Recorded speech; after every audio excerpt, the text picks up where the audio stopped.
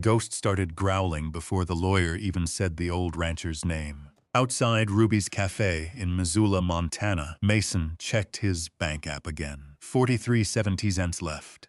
Then the caller said, "He left you 312 acres near Stevensville." Mason went silent. Why would a dead stranger leave him land? "Where are you watching from tonight?" At 5:13 a.m., the temperature in Missoula had dropped to 24 degrees. Frost clung to the windshield of the old Chevy Tahoe parked near the far edge of the Walmart Supercenter on Brooks Street. The lot was mostly empty, except for a snowplow idling near the garden center entrance and a row of shopping carts chained together under a flickering light. Inside the Tahoe, Mason Reed jerked awake before he understood why. His right hand snapped toward the empty space beside him where a rifle used to hang years ago. His breathing turned shallow, fast, controlled but barely. Then he felt the pressure against his chest. Ghost. The German shepherd stood with his front paws braced against the seat, amber eyes fixed on Mason's face. 1 second later, somewhere across the parking lot, a lifted diesel truck backfired with a sharp metallic boom that cracked through the frozen air. Mason flinched hard. His shoulder slammed into the driver's side door before he caught himself. Ghost stayed still, calm, waiting. The dog had learned the timing better than any doctor ever had. Mason closed his eyes and let the moment pass through him. The smell of cold vinyl, condensation on the glass. The faint ache in his left knee where old shrapnel still sat buried too deep for surgeons to bother with. Not Afghanistan, not Helmand, just Montana. Just morning. "Yeah," he muttered quietly, rubbing a hand over Ghost's thick neck. "I'm up." The dog slowly lowered himself back onto the blanket spread across the passenger seat. Outside, wind pushed loose snow across the asphalt in thin silver streaks. Mason checked the clock on the dashboard, 5:14. He had exactly 1 hour before the maintenance interview at the Bitterroot Valley Motor Lodge near Orange Street. Not that it mattered much. He already knew the rhythm. Application. Handshake. "Military small talk. We appreciate your service." Then, silence forever. The Tahoe coughed weakly when he turned the key halfway for heat. Gas needle hovering just above empty. Again. Mason reached for his phone sitting in the cup holder beside an unopened pack of ibuprofen and a gas station receipt from 3 days earlier. Balance, $43.17. He stared at the number for a long moment. $43.17. That was what 14 years in the Army had become. A sleeping bag in an SUV, cheap motel interviews, counting gallons of gas like ammunition.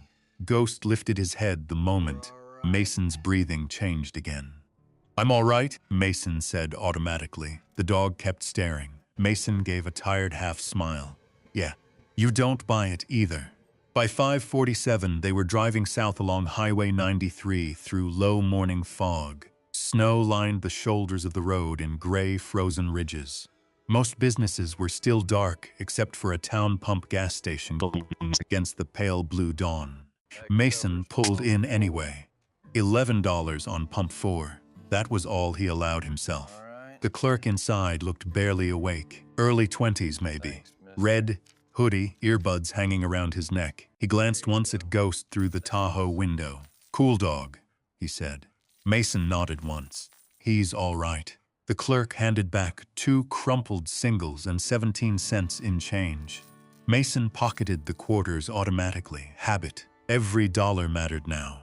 Outside, Ghost watched the parking lot while Mason pumped gas. The dog's ears twitched toward a man walking too quickly near the diesel pumps. Mason noticed it too without turning his head fully. Observe first, always. The man kept moving, no issue. Mason finished pumping and climbed back inside. For a few seconds, he just sat there gripping the steering wheel while heat slowly crept from the vents. Across the street, a freight train groaned through Missoula Junction. The steel shriek against the tracks cut through the air, sharp enough to make something tighten behind Mason's ribs. A flash hit him before he could stop it. Night vision green. Dust. Radio chatter breaking apart through static. Contact left. Ghost nudged his elbow hard. Mason blinked and the train was gone. Just Montana again. He exhaled slowly through his nose and pulled back onto the highway. Ruby's Café sat near the corner of Stevens Avenue and Mount Avenue. Small place, old red sign. A handwritten note on the front window advertised biscuits and gravy for $7.99. Inside smelled like bacon grease, burnt coffee, and wet winter jackets. The waitress behind the counter recognized him immediately. "Morning, Onon," she said. "Back again?" Mason nodded. Diane was probably mid-60s, gray curls, reading glasses hanging from a chain around her neck. She never asked too many questions, which made the place easier to return to. Ghost walked beside Mason without pulling once on the leash. Several customers looked up when the dog entered. Military dogs carried themselves differently. Even civilians noticed it. Mason picked the booth farthest from the kitchen with a direct line to the entrance and both front windows. Old instinct. Automatic now. Diane poured coffee without asking. Cold one today. Mason wrapped both hands around the mug. "Feels colder. Supposed to snow again tonight." He nodded. Ghost settled beside the booth, body angled toward the diner entrance. "Always working." Diane glanced down at him. "That dog smarter than half my ex-husbands." Mason almost smiled. Almost. Not a high bar. That got a short laugh out of her.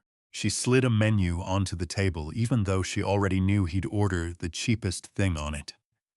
"Coffee refills still $2.89, she warned gently.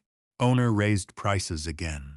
Mason looked at the register for a second before nodding once. "Just the coffee's fine." Diane didn't argue. She simply topped off the cup anyway. Across the diner, two construction workers talked about elk season near Hamilton. Somebody's phone buzzed with country music. Plates clattered softly in the kitchen. Normal sounds, but Mason still tracked every one of them without trying. A man entering the diner wearing a Carhartt jacket. The teenager near the pie rack, reaching suddenly into his pocket. The cook dropping metal pans in back. Every nervous system wire still pointed toward danger, even after all these years. Ghost noticed before anyone else, whenever Mason started slipping too deep into that headspace. The dog rested his chin lightly on Mason's boot, grounding him. The motel interview lasted exactly 11 minutes. The manager's name was Todd Beringer, late 50s, plaid tie, dry handshake. He looked impressed at first. Army Ranger, multiple deployments, maintenance background from military bases, reliable, disciplined. Then came the pause. The subtle shift once Todd realized Mason had no current address except a P.O. box connected to the Missoula shelter downtown. Todd's eyes softened in the way Mason hated most. "We've had some budget tightening lately," he said carefully. There it was. Mason nodded before the man even finished. Understood. Todd walked him toward the office door anyway, still trying to sound kind. "We'll keep your resume on file." "Sure." Outside, snow had started falling lightly across Orange Street. Ghost jumped into the Tahoe, while Mason stood there another moment staring at the motel sign buzzing overhead. Vacancy. Weekly rates available. A couple walked past carrying luggage, laughing about something small and forgettable. Mason watched them for a second too long before climbing back into the SUV. He drove aimlessly for nearly an hour after that. Reserve Street, South Avenue, past the Clark Fork River where thin sheets of ice floated near the banks. Ghost stayed quiet beside him. Around 10:47 a.m., Mason parked near Caras Park overlooking the river and shut the engine off to save fuel. The silence inside the Tahoe felt heavy. His phone buzzed. Unknown number. Bozeman area code. Mason almost ignored it. Then Ghost lifted his head sharply. One ear forward. Mason answered on the fourth ring. "Reed." A woman's voice came through clear and professional. "Mr. Mason Reed. Depends who's asking.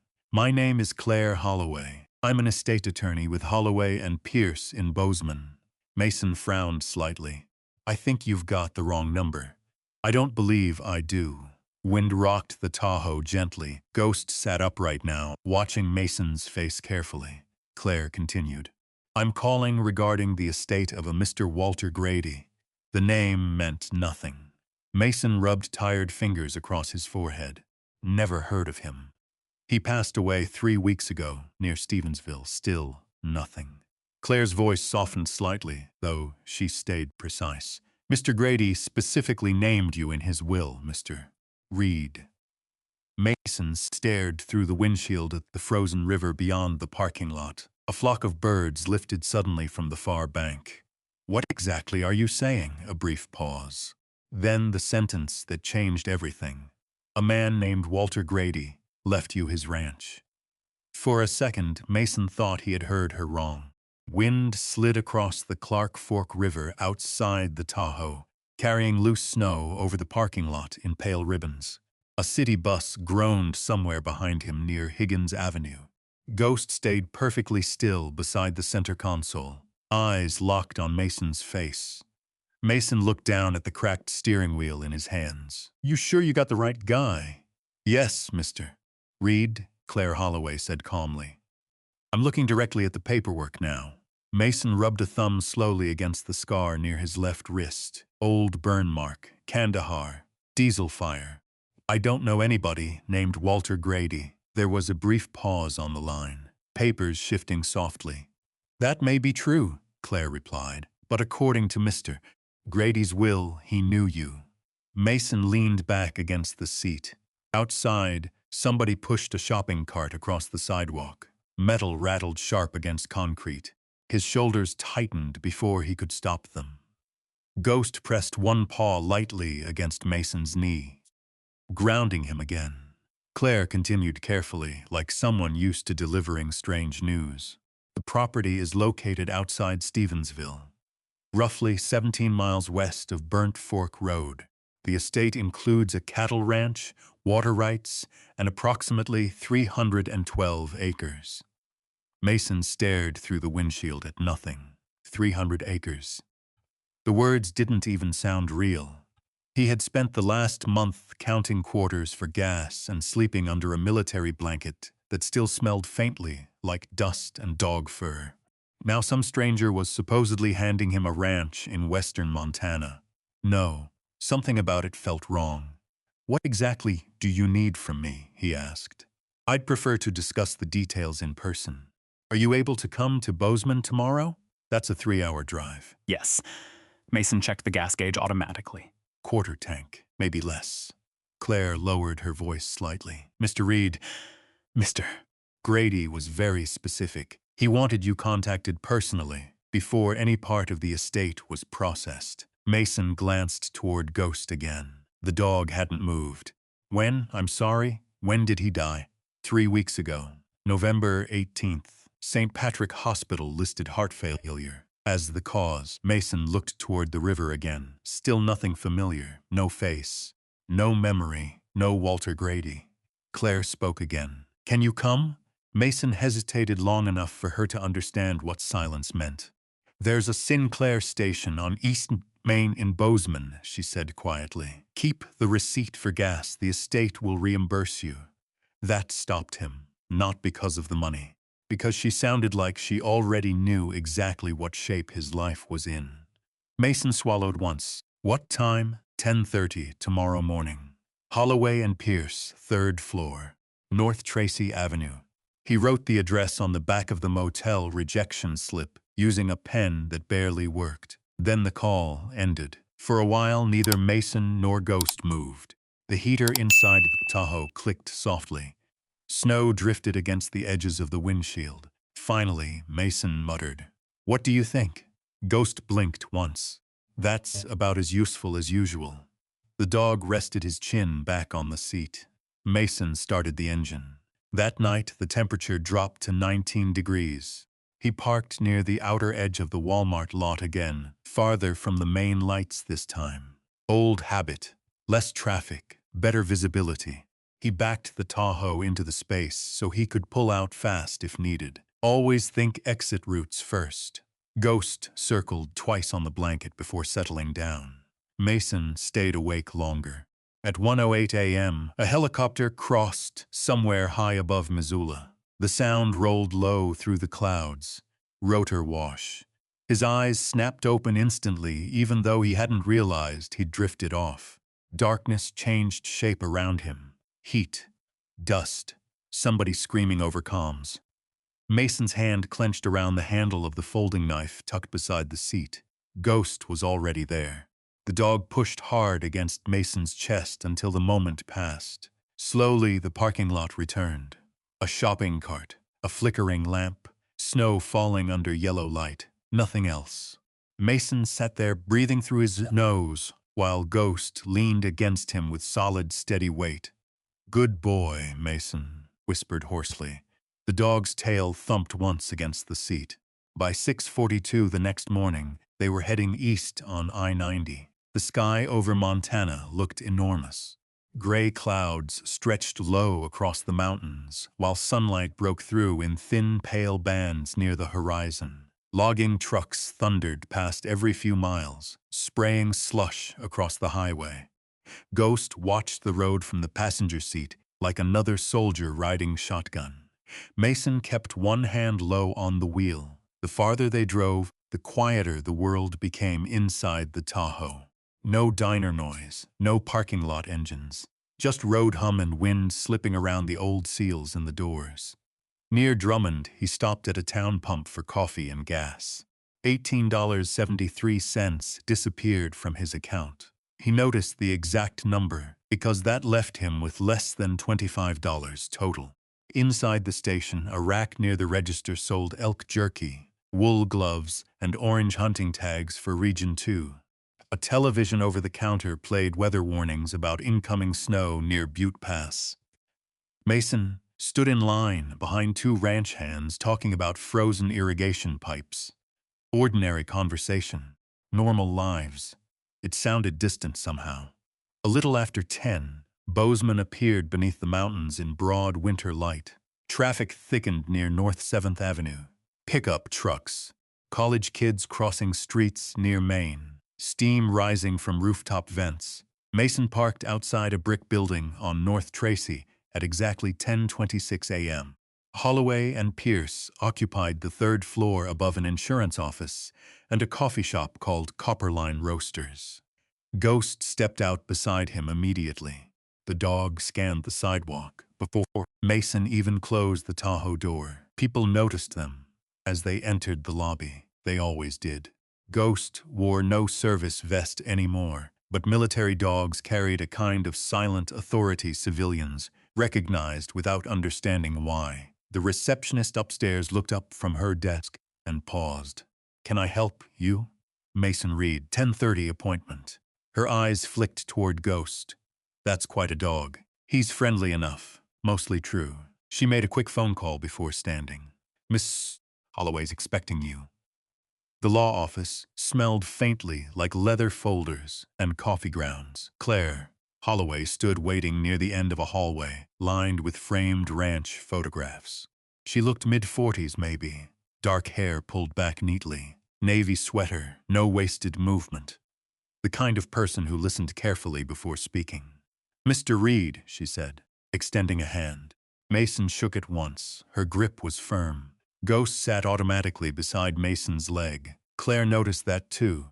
"He's very well trained. He used to be military." Something shifted briefly in her expression. Not pity, recognition. "Please," she said softly. "Come in." Her office overlooked downtown Bozeman. Snow drifted slowly beyond the windows while traffic moved below on Main Street. A folder, nearly 3 inches thick, sat on her desk. Mason remained standing. Claire opened the file carefully. "Before we discuss the property itself," she said, "there's something Mr. Grady wanted you to see." She removed an old photograph and slid it across the desk. An older man stood beside a fence line somewhere in open country. Gray beard, heavy canvas coat, weathered face burned dark by years outdoors, mountains rising behind him beneath winter clouds. Mason studied the picture. "Nothing. I don't know him." Claire nodded slightly, almost expecting that answer. Then she reached deeper into the folder and removed another document. Military incident report. Stamped. Classified sections blacked out. The moment Mason saw the heading, something cold moved through his chest. Kandahar Province. His eyes narrowed automatically. Claire didn't interrupt. Mason took the pages slowly. The smell came back first. Burning rubber, hot diesel, sand carried by rotor wash, then sound. Gunfire cracking against concrete barriers. Men yelling over overlapping radio traffic. Move, move, move! Ghost shifted closer beneath the desk. Mason stared at the report, harder now. Civilian water infrastructure convoy ambushed west of Kandahar Airfield. Army Ranger Quick Reaction Force deployed. His own name appeared farther down the page. Staff Sergeant Mason Reed. And suddenly he remembered, not clearly at first, fragments. Smoke pouring from a damaged transport truck. A civilian with blood running down one sleeve trying to pull another wounded man across the road. Rounds hitting concrete nearby. Chaos. Mason blinked hard. Claire watched quietly while realization slowly settled into place. He was there, Mason muttered. Yes, the office seemed smaller suddenly. Mason rubbed his jaw roughly with one hand. That convoy was a mess, he said quietly. We were only there maybe 6 minutes. Claire nodded once. According to Mr. Grady's journals, you went back after your team had already started extraction. Mason looked up sharply. How would he know that? He wrote about it often. Claire opened another folder and carefully removed a folded sheet of paper, yellowed slightly at the edges. He asked me to give you this personally. Mason unfolded it. The handwriting was rough but steady. The man who came back for strangers deserves land worth standing on. The room went completely still. Even traffic noise outside seemed far away now. Ghost rested his head gently against Mason's leg beneath the desk. Mason stared at the sentence for a very long time without speaking. Because somewhere deep in the back of his mind, through all the years and noise and damage, he finally remembered the old man's face, and the way he kept trying to help others even while bleeding himself. The memory stayed with Mason the entire drive back to Missoula. Not clear enough to feel whole, just pieces, fragments moving through fog. A dusty road outside Kandahar, heat shimmering above broken concrete walls. Walter Grady refusing to climb into the armored truck until another wounded contractor made it first. Mason remembered grabbing the old man by the back of his vest. Move now. Gunfire cracking nearby. Ghost barking beside the mistrap, then smoke swallowing everything. By the time Mason pulled into the Walmart parking lot that evening, snow had started falling harder across Brooks Street. Thick, wet flakes drifted under the lot lights and melted against the Tahoe windshield. He shut the engine off and sat there for a while. The envelope Claire Holloway had given him rested on the passenger seat beside Ghost. Inside sat copies of the will, property transfer papers, and a folded county map with Burnt Fork Road circled in blue ink, 312 acres. Water rights, livestock permits. The numbers looked absurd beside the reality of his life. Mason opened the glove compartment and shoved the papers inside before he could think about them too long. Ghost watched him carefully. Don't start, Mason muttered. The dog tilted his head slightly. Yeah, I know. At 11:38 p.m., a freight train rolled through Missoula again. Mason woke instantly. Not fully awake. Not fully here either. His hand found the dashboard, hard enough to bruise knuckles before his mind caught up with reality. Snow rattled softly against the Tahoe roof. Somewhere nearby, a shopping cart slammed loose in the wind. Ghost climbed halfway across the center console and leaned his weight into Mason's chest until the breathing slowed again. The dog's muzzle had more gray in it now. Mason noticed that suddenly, 8 years old already. Too many deployments, too many explosions, too many nights sleeping light. Sorry, buddy, Mason whispered. Ghost licked once at his wrist and settled back down. The next morning, Missoula disappeared behind him beneath a ceiling of low winter clouds. Highway 93 stretched south through Bitterroot Valley in long frozen ribbons. Snow covered the fields around Florence and Lolo in uneven patches, while the Bitterroot Mountains rose dark and jagged beyond them, like walls closing off the horizon. Mason drove with both hands low on the wheel. Ghost stayed upright beside him the entire time. Near Stevensville, he stopped at a Cenex station just after 9 a.m. The clerk behind the counter wore a hunting cap with an old Montana Grizzlies patch stitched crooked near the brim. "Roads get rough west of Burnt Fork this time of year," the man said while ringing up coffee and gas, "especially after dark." Mason nodded once. The total came to $21.64, nearly all the money he had left. Outside, Ghost suddenly froze near the gas pumps, ears forward, body stiff. Mason followed the dog's stare automatically. A black Ford Super Duty sat parked near the edge of the lot. Mud splashed high along the doors. Company logo half covered by dirt. Blackstone Resource Group. Mason's eyes narrowed slightly. Two men inside the truck looked away the moment he glanced over. Not local ranchers. Too clean, too alert. Ghost let out a low growl deep in his chest. Mason touched the back of the dog's neck once. "Leave it." But he memorized the license plate anyway. Montana tag 7Cs 89 Warrenton. Old habits died slow. The road west narrowed after Burnt Fork Road. Pavement turned rough, then gravel. Pine trees thickened along the hillsides, while snow drifted deeper across the shoulders. Cell signal dropped to 1 bar before disappearing completely. Mason noticed Ghost growing more restless the farther they climbed. The dog kept watching the tree line instead of the road. At 11:17 a.m., Mason finally saw the gate. Grady Ranch. The wooden sign leaned slightly beneath fresh snow. Bullet marks scarred one corner, old enough to weather gray. The gate itself stood partly open. Mason slowed the Tahoe, but didn't drive through immediately. Instead, he sat there studying the property beyond the fence. Quiet, too quiet. Fields stretched outward beneath winter snow, broken only by fence lines and scattered cattle tracks frozen into the ground. Farther back sat a weathered barn with faded red paint peeling from the sides, and beyond that, the cabin. Two-story structure built from thick pine logs darkened by age and weather. Smoke no longer rose from the chimney, but somebody had cared for the place once. Mason could tell immediately. Even abandoned things carried patterns. Ghost's ears twitched hard. Then came the growl again, low, uneasy. Mason scanned automatically. Fence line, barn roof, tree line, upper windows, nothing moved. Still, the feeling stayed. He drove through the gate slowly. Snow crunched beneath the tires, while the Tahoe rolled toward the cabin. The farther in they went, the more details appeared. A collapsed horse corral.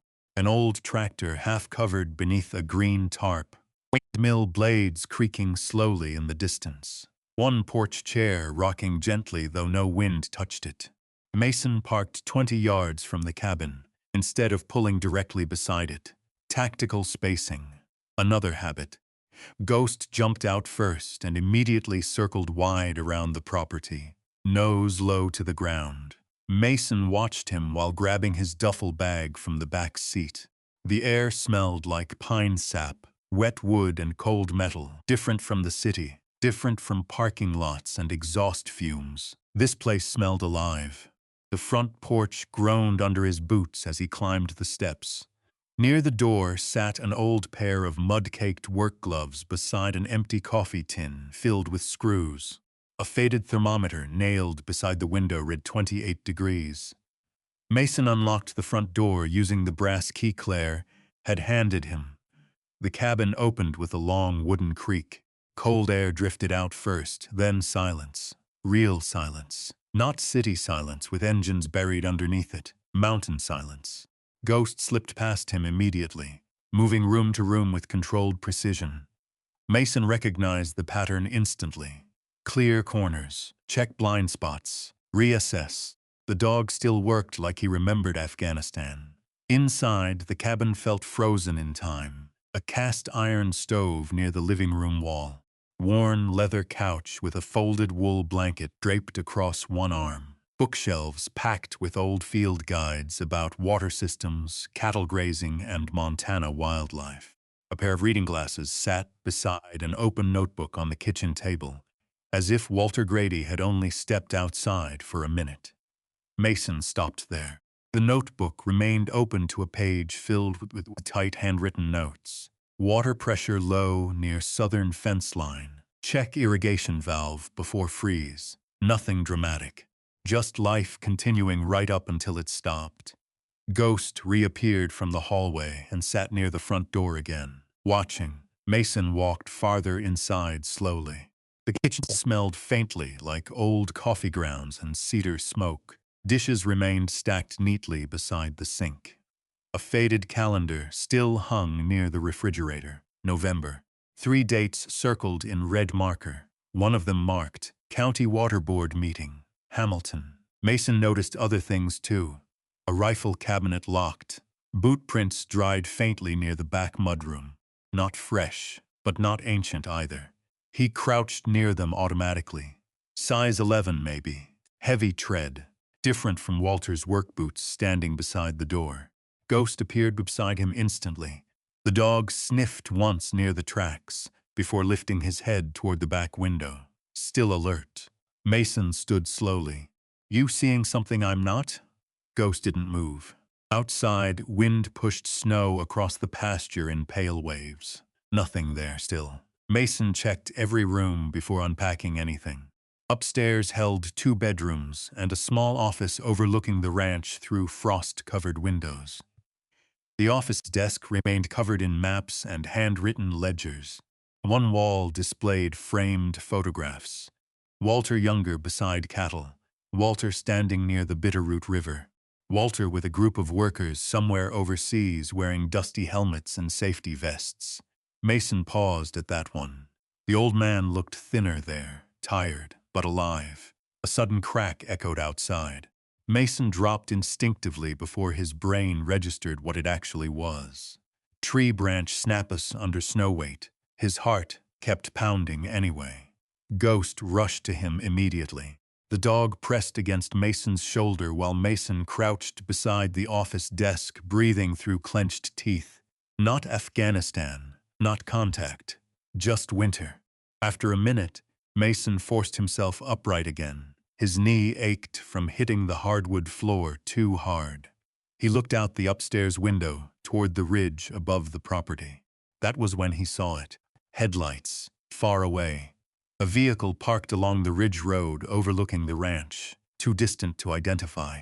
The lights stayed there maybe 5 seconds, then disappeared behind the trees. Ghost growled softly beside the window. Mason said nothing. But that night before sleeping, he moved the Tahoe so it blocked part of the driveway entrance. He checked every exterior lock twice.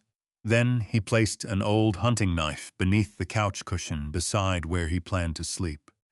Ghost lay directly in front of the front door. At 2:11 a.m., the dog's growl pulled Mason awake instantly. No barking, just that deep, low sound rolling through the darkness. Mason sat up quietly. The cabin stayed black except for pale moonlight, reflecting off snow outside. Ghost stared toward the front windows, completely still. Then Mason saw it too. Far up near the ridge road beyond the pasture. A pair of headlights watching the ranch from the darkness. Mason stayed crouched beside the downstairs window without moving. Ghost stood rigid near the front door, ears forward, tail still. Every muscle in the dog's body pointed toward the ridge above the property. The headlights didn't move for nearly 30 seconds. Long enough. Mason reached slowly beneath the couch cushion and wrapped his hand around the hunting knife there.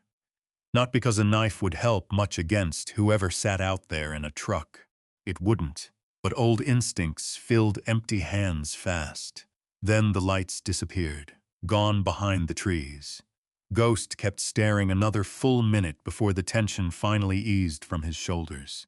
Mason exhaled quietly through his nose. No sleep after that. At 4:46 a.m., he sat at the kitchen table drinking stale coffee heated on the old propane stove while snow drifted sideways beyond the windows. Ghost lay beneath the table, though his ears still twitched at every sound outside. The cabin creaked constantly in the cold, wood settling, pipes ticking, branches brushing the roof. Each sound pulled Mason halfway upright before logic caught up. By sunrise, pale light stretched slowly across the ranch. The mountains beyond the valley looked carved from steel beneath fresh snow. Frost covered the porch railing in white crystals, thick as salt. Mason stepped outside carrying the coffee mug in one hand. His boots stopped halfway down the porch steps. Tire tracks, fresh. They curved along the ridge road, exactly where the headlights had been. Ghost appeared beside him instantly. The dog lowered his nose to the snow and followed the tracks several yards before stopping near the pasture fence. Another scent had caught his attention there. Mason crouched beside him. Boot prints. Large, deep tread. 2 people at least. They hadn't crossed onto the ranch itself. Not yet, just watched. Mason studied the tree line a long moment before standing again. The coffee had already gone cold. Around 8:12 a.m., an old green Ford F-250 rolled up the driveway, rattling hard enough to shake snow from the wheel wells. Ghost barked once, short, sharp. Mason stepped onto the porch as the truck stopped near the barn. The driver climbed out slowly. Broad shoulders filling a weathered brown jacket, stained dark around the cuffs with grease and smoke. The man looked somewhere in his late 50s, thick black hair gone gray around the temples. Sun-cut lines around the eyes. Heavy work gloves tucked into one back pocket. He noticed Ghost immediately. "Well now," he muttered. "That explains the tracks." Mason stayed where he was. The man nodded once toward the cabin. "Name's Eli Navarro. Got the ranch east of your southern fences line. Not unfriendly. Not friendly either." Mason stepped off the porch. "Mason Reed. I know." Eli looked past him toward the cabin windows. Figured somebody'd show up eventually. Ghost circled once around the man and stopped near the truck bumper, watching carefully. Eli noticed that too. "Military dog? Used to be." "Yeah." Eli scratched his jaw slowly. "Can tell the morning wind carried the smell of wood smoke from somewhere across the valley." Farther off, cattle bawled faintly near another ranch road. Eli pulled a folded paper sack from his truck. Brought biscuits from Sunrise Saloon in Stevensville. "Claire Holloway called yesterday. Said you probably didn't have much food up here yet." Mason hesitated before taking it. The bag still felt warm. "Appreciate it." Eli shrugged like the gesture embarrassed him slightly. "Walter fed me more times than I can count after my divorce. Figure somebody ought to do the same for his guest. Not owner, guest." Mason noticed the word. Eli noticed him noticing it. They walked the property together after that. Mostly silence at first. The ranch looked rougher in daylight. Fence posts leaned at bad angles beneath snow weight. One section near the lower pasture had collapsed entirely. The barn roof sagged slightly near the western corner. But underneath the wear, Mason saw signs of constant work. Tools organized neatly inside the barn. Feed bins labeled by date. Fresh grease on old tractor fittings. Walter Grady had kept fighting to maintain the place right up until the end. He ran cattle mostly, Eli said, while checking a frozen water trough. Couple dozen head last few years. Used to be more before his heart got bad. Mason nodded once. Ghost wandered ahead through the snow, checking scents near fence posts and tree stumps. "Walter talked about you sometimes," Eli added suddenly. That stopped Mason. "He knew my name?" "Oh, yeah." Eli glanced toward the mountains. "Said you saved his life overseas." Mason looked away. The valley stretched wide and white beneath winter cloud cover. Smoke drifted from distant chimneys near Stevensville. "Didn't really know him?" Mason said quietly. "Maybe not." Eli nudged ice loose from the trough with one boot. Still mattered to him. They reached the lower irrigation ditch around noon. Frozen now, silent under snow. Eli pointed toward a line of rusted valves running beside the fence. "Water rights around here get ugly sometimes," he said. Walter spent years trying to organize shared access between smaller ranches. Folks respected him for it. Why? Because developers been sniffing around this valley a while now. There it was again. That same pressure Mason had felt since the gas station. Eli looked toward him carefully. "You see anybody up on the ridge last night?" Mason didn't answer immediately. Didn't need to. Eli sighed softly. "Thought so." Ghost suddenly stopped farther ahead near an old corral, half buried beneath snowdrifts. The dog's ears lifted sharply. Then he started digging. Fast. Snow sprayed behind him while his paws tore into the frozen ground near one of the old fence posts. Mason and Eli exchanged a glance before walking over. "What's he got?" Eli muttered. Ghost kept digging until metal scraped beneath his claws. A hollow sound. Mason dropped to one knee beside him and cleared away the snow with gloved hands. A small metal lockbox sat buried beneath the dirt and ice, rust along the hinges. "Padlock broken already," Eli frowned. "That wasn't there last spring." Ghost stepped back but stayed alert, watching the surrounding tree line, while Mason pulled the box free, heavy. Inside sat several waterproof folders wrapped tightly in plastic. Land survey maps, property boundary reports, photographs. Mason flipped through them slowly while snow blew across the corral. One image stopped him cold. A black pickup truck parked near the ranch gate. Blackstone Resource Group logo visible on the door. Same company from the gas station.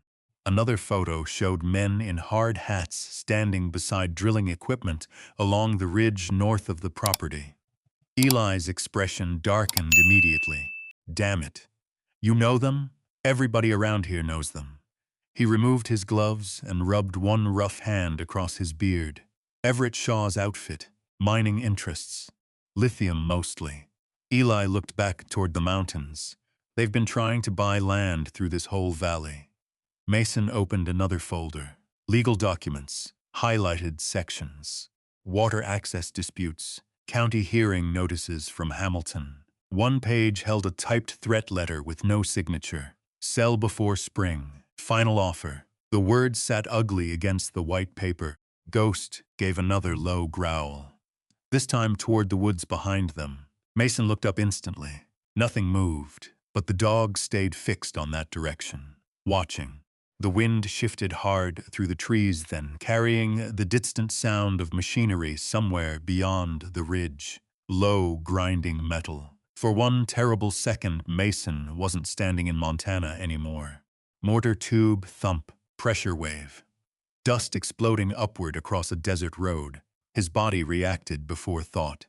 He dropped low beside the corral while his breathing spiked sharp and fast. Ghost shoved against him immediately, hard. The dog's paws hit Mason's chest while warm breath pushed against his face. "Ground him. Bring him back."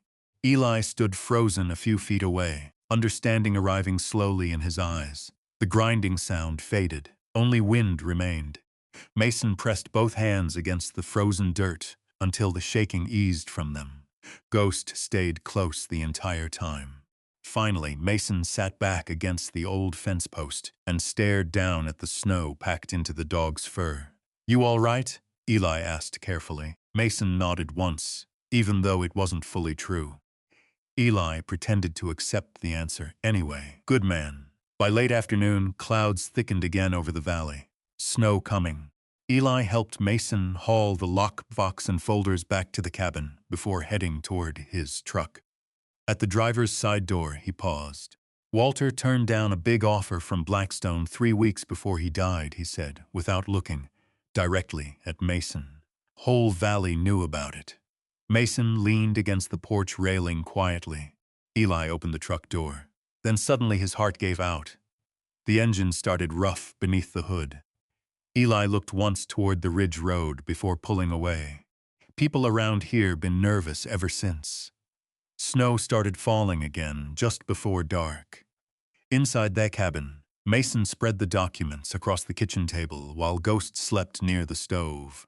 The dog twitched occasionally in his dreams, paws moving faintly against the floorboards. Mason studied the papers for nearly 2 hours. Maps, county records, water permits, letters from attorneys, and buried between them all, a death certificate. Walter Grady, date of death, November 18th, 3 weeks after refusing to sell the ranch. Mason sat there staring at the paper while the wind rattled softly against the cabin windows. Then Ghost's head lifted suddenly. The dog stared toward the darkness outside. A second later, somewhere beyond the barn, an engine started. Ghost was already on his feet before Mason fully stood up from the kitchen table. The German shepherd moved toward the back door in complete silence. No barking now, just focus. The kind that made the fur along his shoulders rise beneath the cabin light.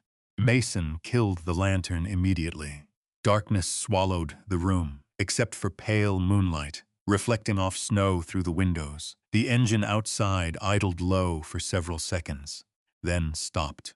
Mason stayed still beside the counter, listening carefully. Wind, barn, door creaking, snow brushing against the porch railing, nothing else. Ghost's eyes remained locked toward the rear of the property. Mason moved slowly to the mudroom and slipped on his jacket without turning any lights back on. The old army habits returned fast under pressure. Quiet hands, controlled breathing, minimal silhouette near windows. Outside temperature had dropped hard again, maybe 15 degrees now. He opened the back door carefully. Cold air cut through the cabin instantly. Ghost stepped into the snow first. The ranch looked different at night. Smaller somehow, more isolated. Moonlight stretched silver across the fields while the mountains beyond the property disappeared into darkness. Mason crouched near the porch corner and scanned. Barn, driveway, fence line, no movement. But then he noticed it. Fresh tire tracks near the equipment shed behind the barn. Somebody had driven onto the property while they were inside. Ghost moved ahead slowly, nose low near the frozen ground. Mason followed. Snow crunched softly beneath their boots and paws. Every sound carried farther in the cold. Near the shed, Ghost stopped suddenly and stared toward the trees bordering the north pasture. Mason froze too. A branch shifted once in the darkness, then silence. His pulse picked up hard enough that he could feel it in his throat. Not now. Not here. The old pressure began creeping up the back of his neck anyway. Contact possible. Unknown number. Limited visibility. Ghost glanced back toward him for half a second, checking him. Mason forced one slow breath through his nose and kept moving. The equipment shed smelled like old diesel and frozen hay. One side door hung partially open now, swaying slightly in the wind. Mason knew he had closed it earlier. Ghost slipped inside first. The beam from Mason's flashlight swept across rusted tools, spare fencing wire, and stacks of feed bags. Snow had blown through the open doorway onto the dirt floor. Then the light caught something near the back wall. Fresh mud, boot prints again. Large tread pattern, same kind they had found near the corral. Ghost gave a low warning growl. Mason followed the dog's stare downward. A portable fuel canister sat tipped over beside the generator tools. Diesel leaked slowly across the floor. Somebody had cut the hose clean. Mason crouched beside it. Fresh cut marks. Recent. The generator outside would fail within hours once fuel pressure dropped. This wasn't random trespassing. Somebody wanted the ranch dark. Ghost suddenly turned sharply toward the open doorway. Ears forward. Mason killed the flashlight instantly. A vehicle engine roared somewhere up near the ridge road. Fast now. Snow sprayed beneath spinning tires before headlights flashed briefly through the trees above the property, then vanished again. Gone. Mason stayed crouched another full minute before standing slowly. Ghost moved beside him immediately. Back inside the cabin, Mason checked every lock twice, then 3 times. By 2:37 a.m., he sat at the kitchen table with Walter Grady's documents spread out beneath the lantern again. Ghost rested beside the stove but refused to fully sleep. Every few minutes, the dog lifted his head toward the windows. Mason studied the papers harder now. Different eyes, different questions. One document listed mineral exploration requests filed through Ravalli County 6 months earlier. Another showed survey maps overlapping sections of Walter's northern ridgeland. Blackstone Resource Group appeared everywhere, and always beside one name, Everett Shaw. Mason looked him up in an old newspaper clipping folded inside the lockbox. Tall man, gray suit, expensive smile. Regional development investor. That was the headline. But another line caught Mason's attention more. Former acquisition consultant for energy expansion projects in Wyoming and Nevada. Corporate fixer. The type who bought struggling land cheap once pressure mounted high enough. Mason leaned back in the chair slowly. Outside, snow tapped lightly against the windows. His eyes drifted toward Walter's notebook, still lying open on the kitchen counter. He picked it up carefully. The old man's handwriting remained steady despite age. October 14. Shaw's people returned again today. Offered more money. Said the valley's changing whether we like it or not. October 22. Told them no again. November 2. Saw unfamiliar truck parked near the North Ridge after dark. Mason turned another page. November 9. If something happens to me, Claire knows where the records are. The next page stopped him cold. Some men still understand duty. The sentence sat alone in the center of the paper. No date beneath it, no explanation. Ghost lifted his head sharply again, this time toward the front of the cabin. Mason closed the notebook quietly. Headlights appeared through the front windows a few seconds later. Different vehicle now. Slower, approaching openly. Ghost barked once. Mason stepped carefully toward the porch while one hand tightened automatically around the flashlight. The truck stopped near the gate. Old Dodge Ram. Rust around both wheel wells.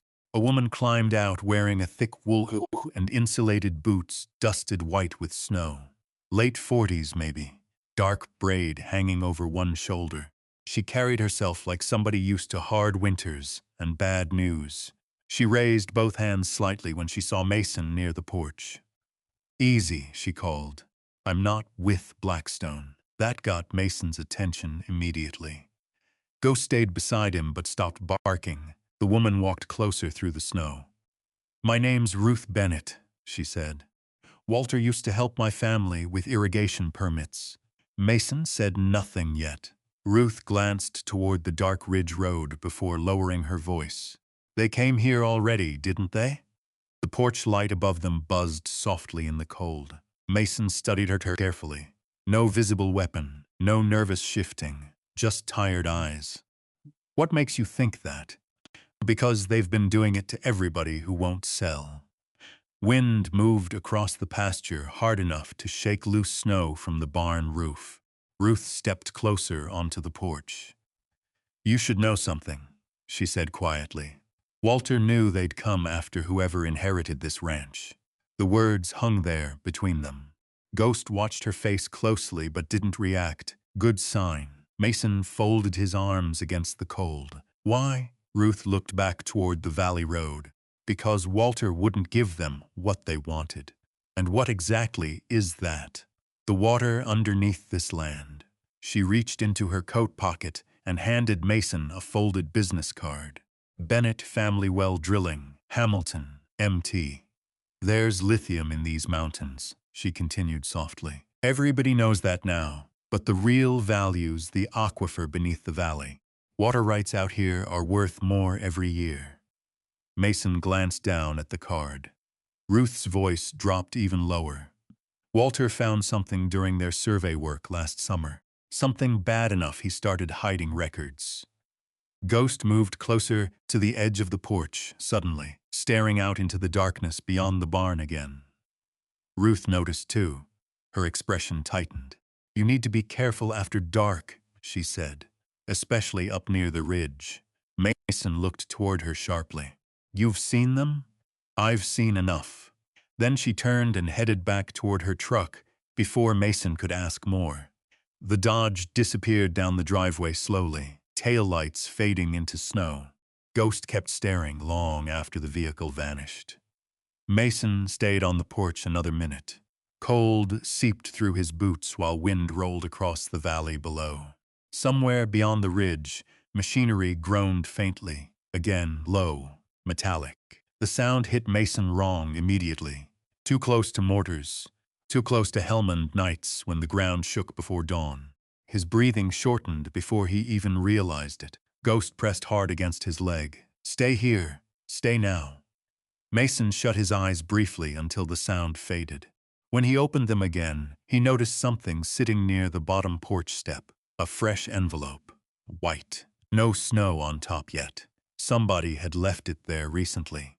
Mason crouched slowly and picked it up. No stamp, no name.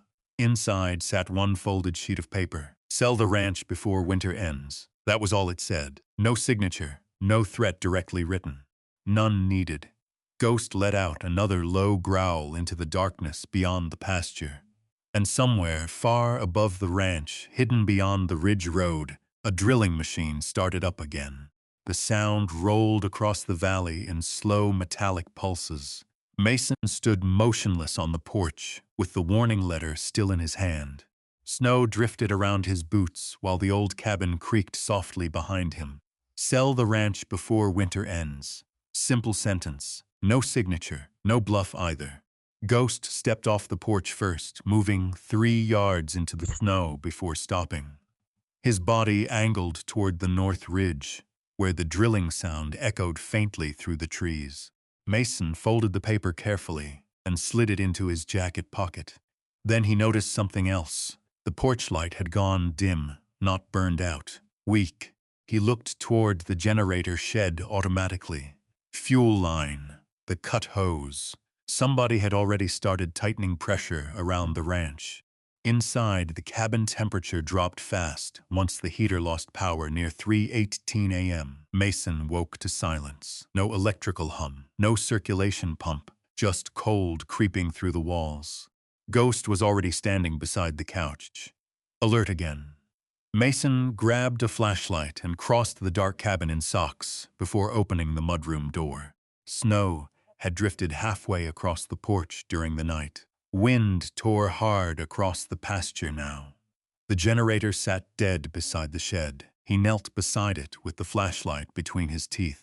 Fuel hose sliced clean. Not animal damage, not wear, blade cut. Ghost paced slow circles nearby, watching the darkness instead of the equipment. Mason's fingers worked automatically despite the cold. Clamp.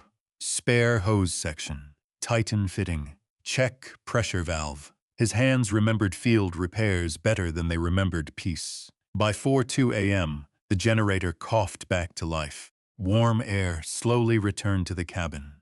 But Mason didn't go back to sleep. Instead, he spent the next hour rigging simple perimeter alarms around the property, using fishing line, empty soup cans, and loose bolts from Walter's workshop. Primitive, effective enough.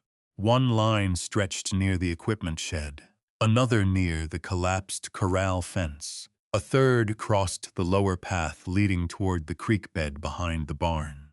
Ghost followed quietly the entire time, watching, learning the pattern. The eastern sky had just started turning gray when Mason found the fence. Southern pasture.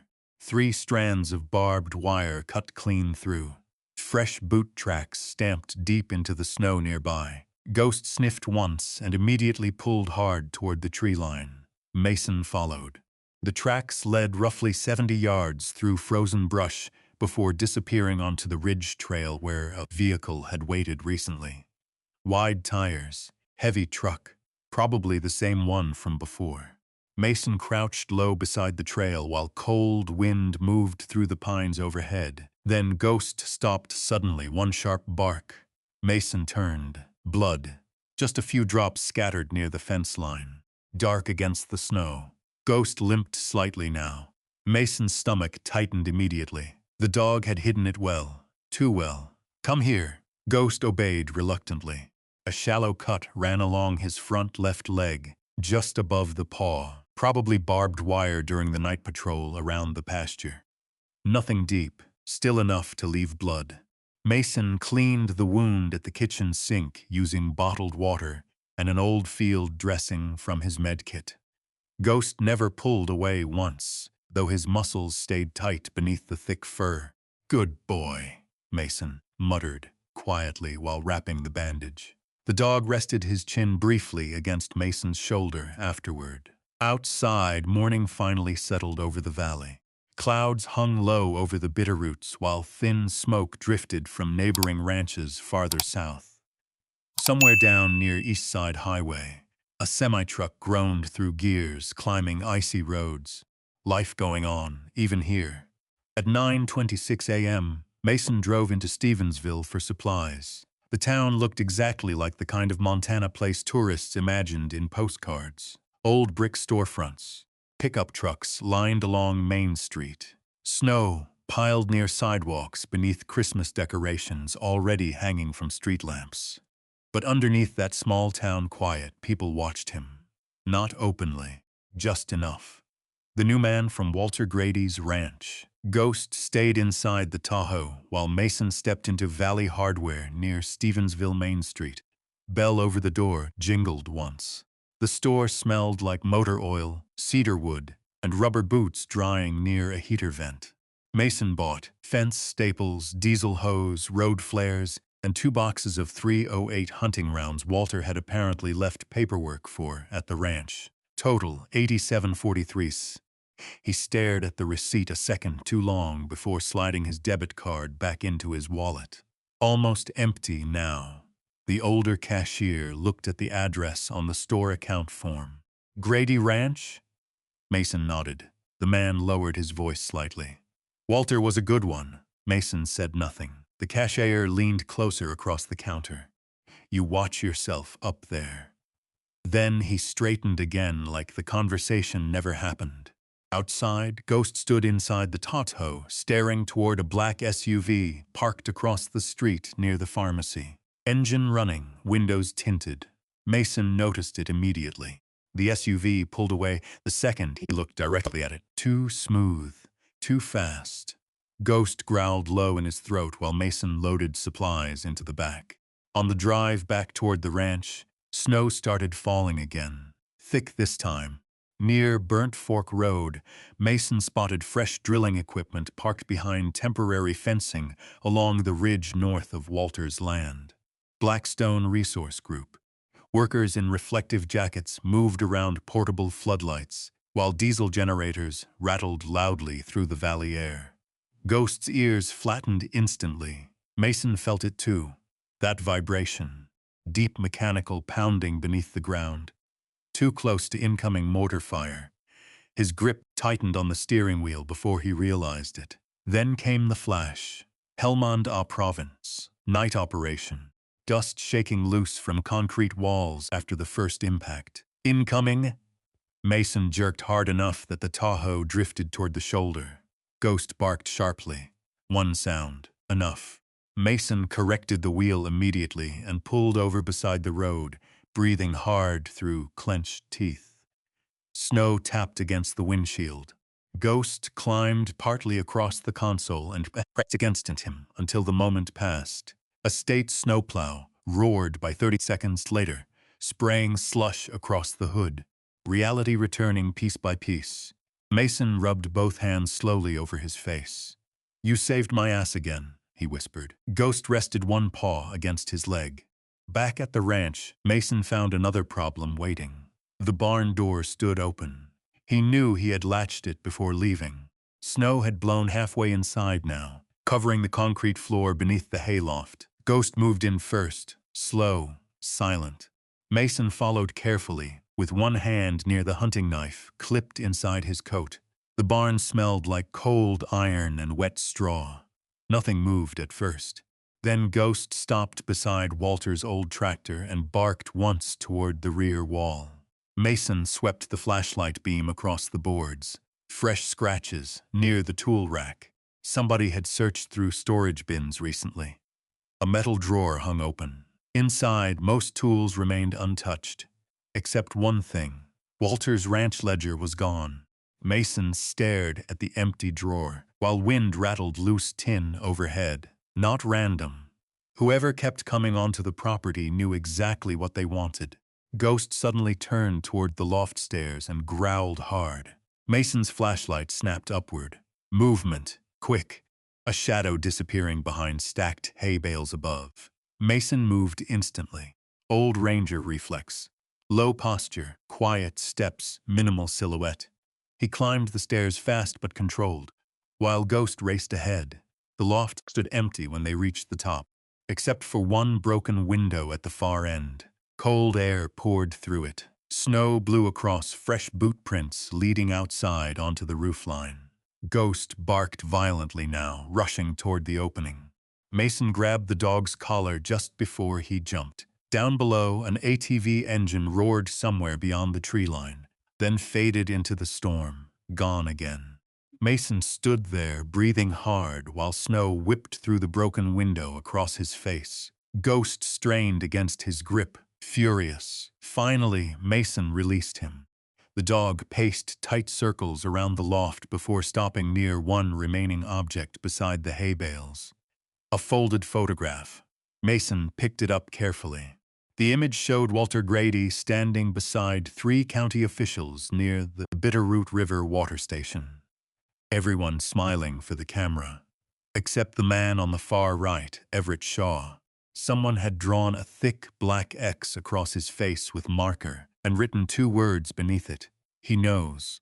The photograph trembled slightly in Mason's hand from the cold wind blowing through the broken loft window. Ghost stood rigid beside him, staring into the storm-dark trees beyond the barn. Snow whipped through the opening in sharp bursts, dusting the hay bales and old tractor parts scattered around the loft. Mason looked at the photo again. Walter Grady beside county officials near the Bitterroot River station. Everett Shaw smiling for the camera. Then the thick black X drawn across his face. He knows, not he knew. Present tense. Mason folded the photograph carefully and slid it inside his jacket pocket. Whoever broke into the barn had been searching for something specific. Walter's missing ranch ledger proved that much. But they'd left this behind, either by accident or on purpose. Ghost suddenly moved toward the loft stairs, fast. Mason followed immediately. Outside, snow hammered the ranch sideways now. The ATV tracks, beyond the barn, were already disappearing beneath fresh powder. Wind roared down from the mountains hard enough to bend the pine tops near the ridge. By 6:14 p.m., visibility had dropped to almost nothing. The ranch felt cut off from the world. Inside the cabin, Mason locked every door before dragging the kitchen table against the front window line. Not panic, just preparation. He lit 2 lanterns after the power flickered twice beneath the storm. Shadows shifted across Walt's old journals and stacked maps spread over the table. Ghost paced constantly now, restless. The dog stopped every few minutes near the back mudroom door, ears lifted toward the mountain beyond the property. Something bothered him up there, Mason noticed. At 7:03 p.m., Claire Holloway finally returned his call. Static crackled through weak cell service, while Mason stood near the upstairs office window searching for signal. "You sound tired," Claire said immediately. "Been a long couple days." Snow hammered against the glass beside him. Claire lowered her voice slightly. "Did something happen?" Mason looked down toward the dark pasture. "Somebody's been on the property." Silence on the line. Then, "Blackstone?" "Don't know." "You do know." Mason rubbed tired fingers across his eyes. He told her about the cut generator hose, the missing ledger, the warning letter, the ATV escaping through the storm. Claire listened without interrupting. Finally she said, "Walter believed somebody inside the county office was helping Shaw's company." Mason's eyes narrowed slightly. "What kind of help?" "Land permits, water reports, survey access." She paused. "Maybe more." Wind rattled the cabin roof hard overhead. Claire continued carefully. 3 months ago, Walter drove to my office in Bozeman carrying 2 boxes of records. He said if anything happened to him, I should contact you immediately. "Why me? You really don't know?" Mason didn't answer. Claire exhaled softly. "He trusted you. Simple as that." For some reason, those words landed harder than the threats had. Downstairs, Ghost barked once. Sharp, alert. Mason looked toward the staircase immediately. "What is it?" Claire asked. "Call you back." He ended the call and moved fast downstairs. Ghost stood near the mudroom again, completely still now, listening. Then came the sound. Metal. Faint, from outside behind the cabin. Mason killed the lantern beside the kitchen sink instantly. Darkness swallowed the room. The storm covered most noise beyond the walls, but not enough. Somebody was moving out there. Close. Ghost growled low in his chest. Mason crouched beside the back window, carefully lifting one edge of the curtain. Nothing at first, then movement near the woodpile. Flashlight beam, quick, gone again. Mason's jaw tightened. Not law enforcement, not neighbors. Whoever kept coming onto the ranch knew how to move quietly. Too quietly for drunk trespassers. Ghost turned suddenly toward the rear hallway. 1 second later, Mason heard it too. A can rattling outside, one of the perimeter alarms, backside of the barn. Mason grabbed his coat and flashlight immediately. Ghost hit the door before he even reached it. The storm slammed into them hard the second they stepped outside. Snow stung Mason's face while wind tore through the pasture. Visibility barely reached 30 yards now beneath the blowing white. The alarm line near the barn kept rattling. Somebody had crossed it. Mason moved low instinctively, using the shed wall as partial cover while Ghost pushed ahead through the snow. The barn door hung open again. Wind banged it slowly against the frame. Mason slipped inside, dark cold. The smell hit first, gasoline, fresh. Ghost barked violently from deeper inside the barn. Mason swung the flashlight beam toward the rear storage stalls. A red gas can sat tipped over beside loose hay. Fuel spreading. His stomach dropped immediately. Fire set up. Somebody intended to burn the barn. Ghost stood near the rear stall, kicking at something beneath the snow, blowing through cracks in the wall. Mason moved closer fast. Another alarm wire. Fishing line cut clean. Then Ghost lunged suddenly toward the back opening. A shadow bolted outside. Mason gave chase without thinking. The storm swallowed everything instantly. Snow waist deep in places. Wind roaring through the trees. Visibility almost zero. But Ghost tracked the figure anyway. The dog moved fast between pines beyond the pasture fence, while Mason followed as best he could, boots punching deep into fresh drifts. Then came the sound. An ATV engine roaring alive somewhere uphill. Ghost barked furiously. Mason spotted taillights bouncing through the trees maybe 60 yards ahead before disappearing into the storm. Gone again. He stopped near the tree line, breathing hard. Snow melted against his face while old combat instincts screamed through his nervous system. Track the target, close distance, maintain visual. But this wasn't Afghanistan, and he wasn't 26 anymore. Ghost returned a minute later, frustrated, snow packed thick across his fur. Mason crouched beside him, catching his breath. "That's enough," he muttered. The dog stared uphill toward the ridge anyway, still wanting pursuit. Back inside the barn, Mason kicked snow across the spilled gasoline before it reached the haystacks. Another 10 minutes and the entire structure might have gone up. The realization settled heavy. This had escalated fast. By midnight, the storm finally eased enough for the valley lights below to reappear faintly through the snow. Mason sat awake at Walter's kitchen table, cleaning mud from Ghost's injured paw, while the dog rested his head against Mason's thigh. The cut had reopened during the chase. Small streaks of blood stained the old towel beneath them. "You don't quit much either, huh?" Ghost's tail thumped once against the floorboards.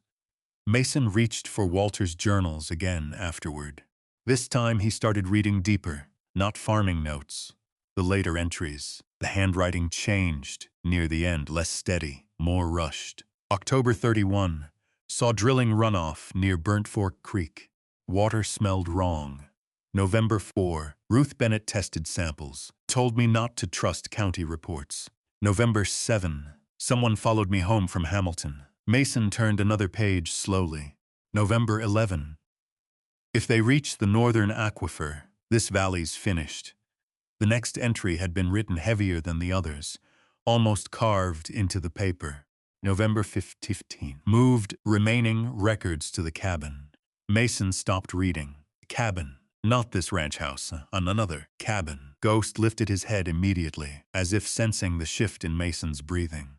Mason flipped quickly through older pages until he found it. Sketch map, hand-drawn. Deep inside, Lolo National Forest northwest of the ranch. Coordinates scribbled in the margin. Old fire lookout cabin. Used during elk season. Mason stared at the map while wind brushed softly against the windows. Walter had hidden something out there. Something important enough to move before he died. Ghost stood before Mason did. Already ready. The dog walked toward the front door and stopped there waiting. Mason looked at the clock on the stove. 12:47 a.m., storm mostly past. Roads dangerous. Visibility poor. Any sane man would wait until morning. But Mason had spent too many years learning what happened when you gave bad people extra time. He grabbed the map, then reached for his keys. Outside, beneath the fading snowstorm, the mountains above the ranch waited in total darkness. The Tahoe's headlights cut through blowing snow as Mason drove north along the ridge trail behind the ranch. The road narrowed fast after the first mile, turning into little more than frozen tire tracks winding through dense pine forest. Ghost sat upright in the passenger seat, silent. The dog's injured paw rested awkwardly against the console, but he never complained, never slowed down. At 1:26 a.m., Mason crossed an old Forest Service marker half buried in snow. Lolo National Forest, Road 614. The deeper they climbed, the quieter the world became. No ranch lights, no highway noise, only engine hum and the soft hiss of snow beneath the tires. Mason drove with the windows cracked slightly despite the cold. Old habit from overseas. Easier to hear movement outside the vehicle. The mountain air smelled sharp and clean. Pine sap, ice, wet bark. Then Ghost's ears snapped forward. Mason noticed instantly. What is it? Ghost stared toward the trees ahead. Mason slowed the Tahoe automatically. 30 yards farther up the trail, fresh tracks crossed the road. ATV tires. Recent enough that snow hadn't fully filled them yet. Ghost let out a low growl. Mason killed the headlights immediately. Darkness swallowed the forest. He sat motionless for several seconds listening. Wind through branches, engine ticking softly as it cooled. Then something else. Voices, faint, somewhere uphill beyond the trees. Mason's pulse slowed instead of rising now. Ranger instincts settling into place like old muscle memory finally waking up after years asleep. Observe first, move second. He reached behind the seat and grabbed the old pair of compact binoculars. Walter had left inside the cabin closet earlier that evening. Cheap glass, good enough. Stay close, he whispered. Ghost jumped down silently into knee-deep snow beside him. The mountain swallowed sound differently at night. Every branch crack traveled farther.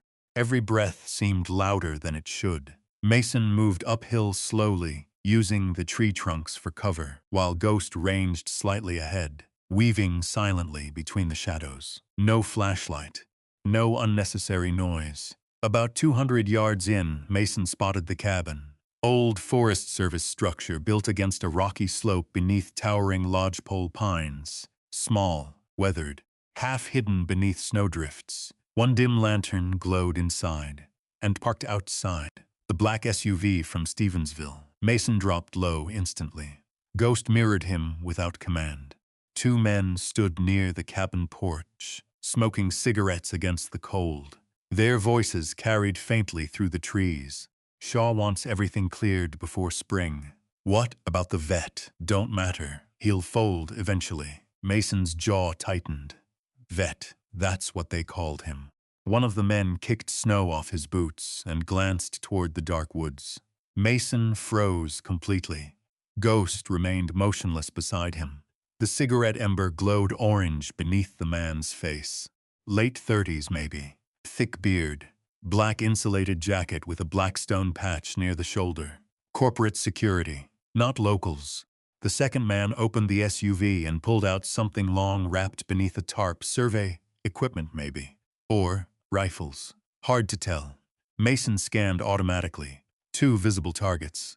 Unknown others inside cabin. No support. No clean exit route downhill if compromised. Old calculations returning fast. Then Ghost shifted suddenly. Tiny movement, but enough. A branch snapped softly beneath the dog's rear paw. The porch conversation stopped instantly. Silence. One of the men grabbed a flashlight. "Did you hear that?" Mason lowered himself flat behind a fallen pine log while Ghost pressed low beside him. The flashlight beam swept slowly through the trees. Closer, closer.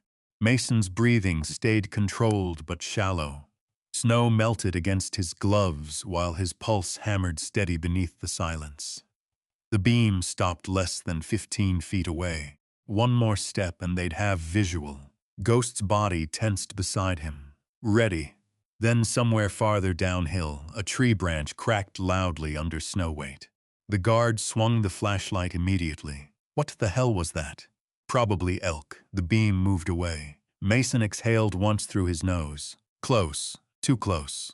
The 2 men started walking downhill toward the noise anyway. Rifles visible now beneath their jackets.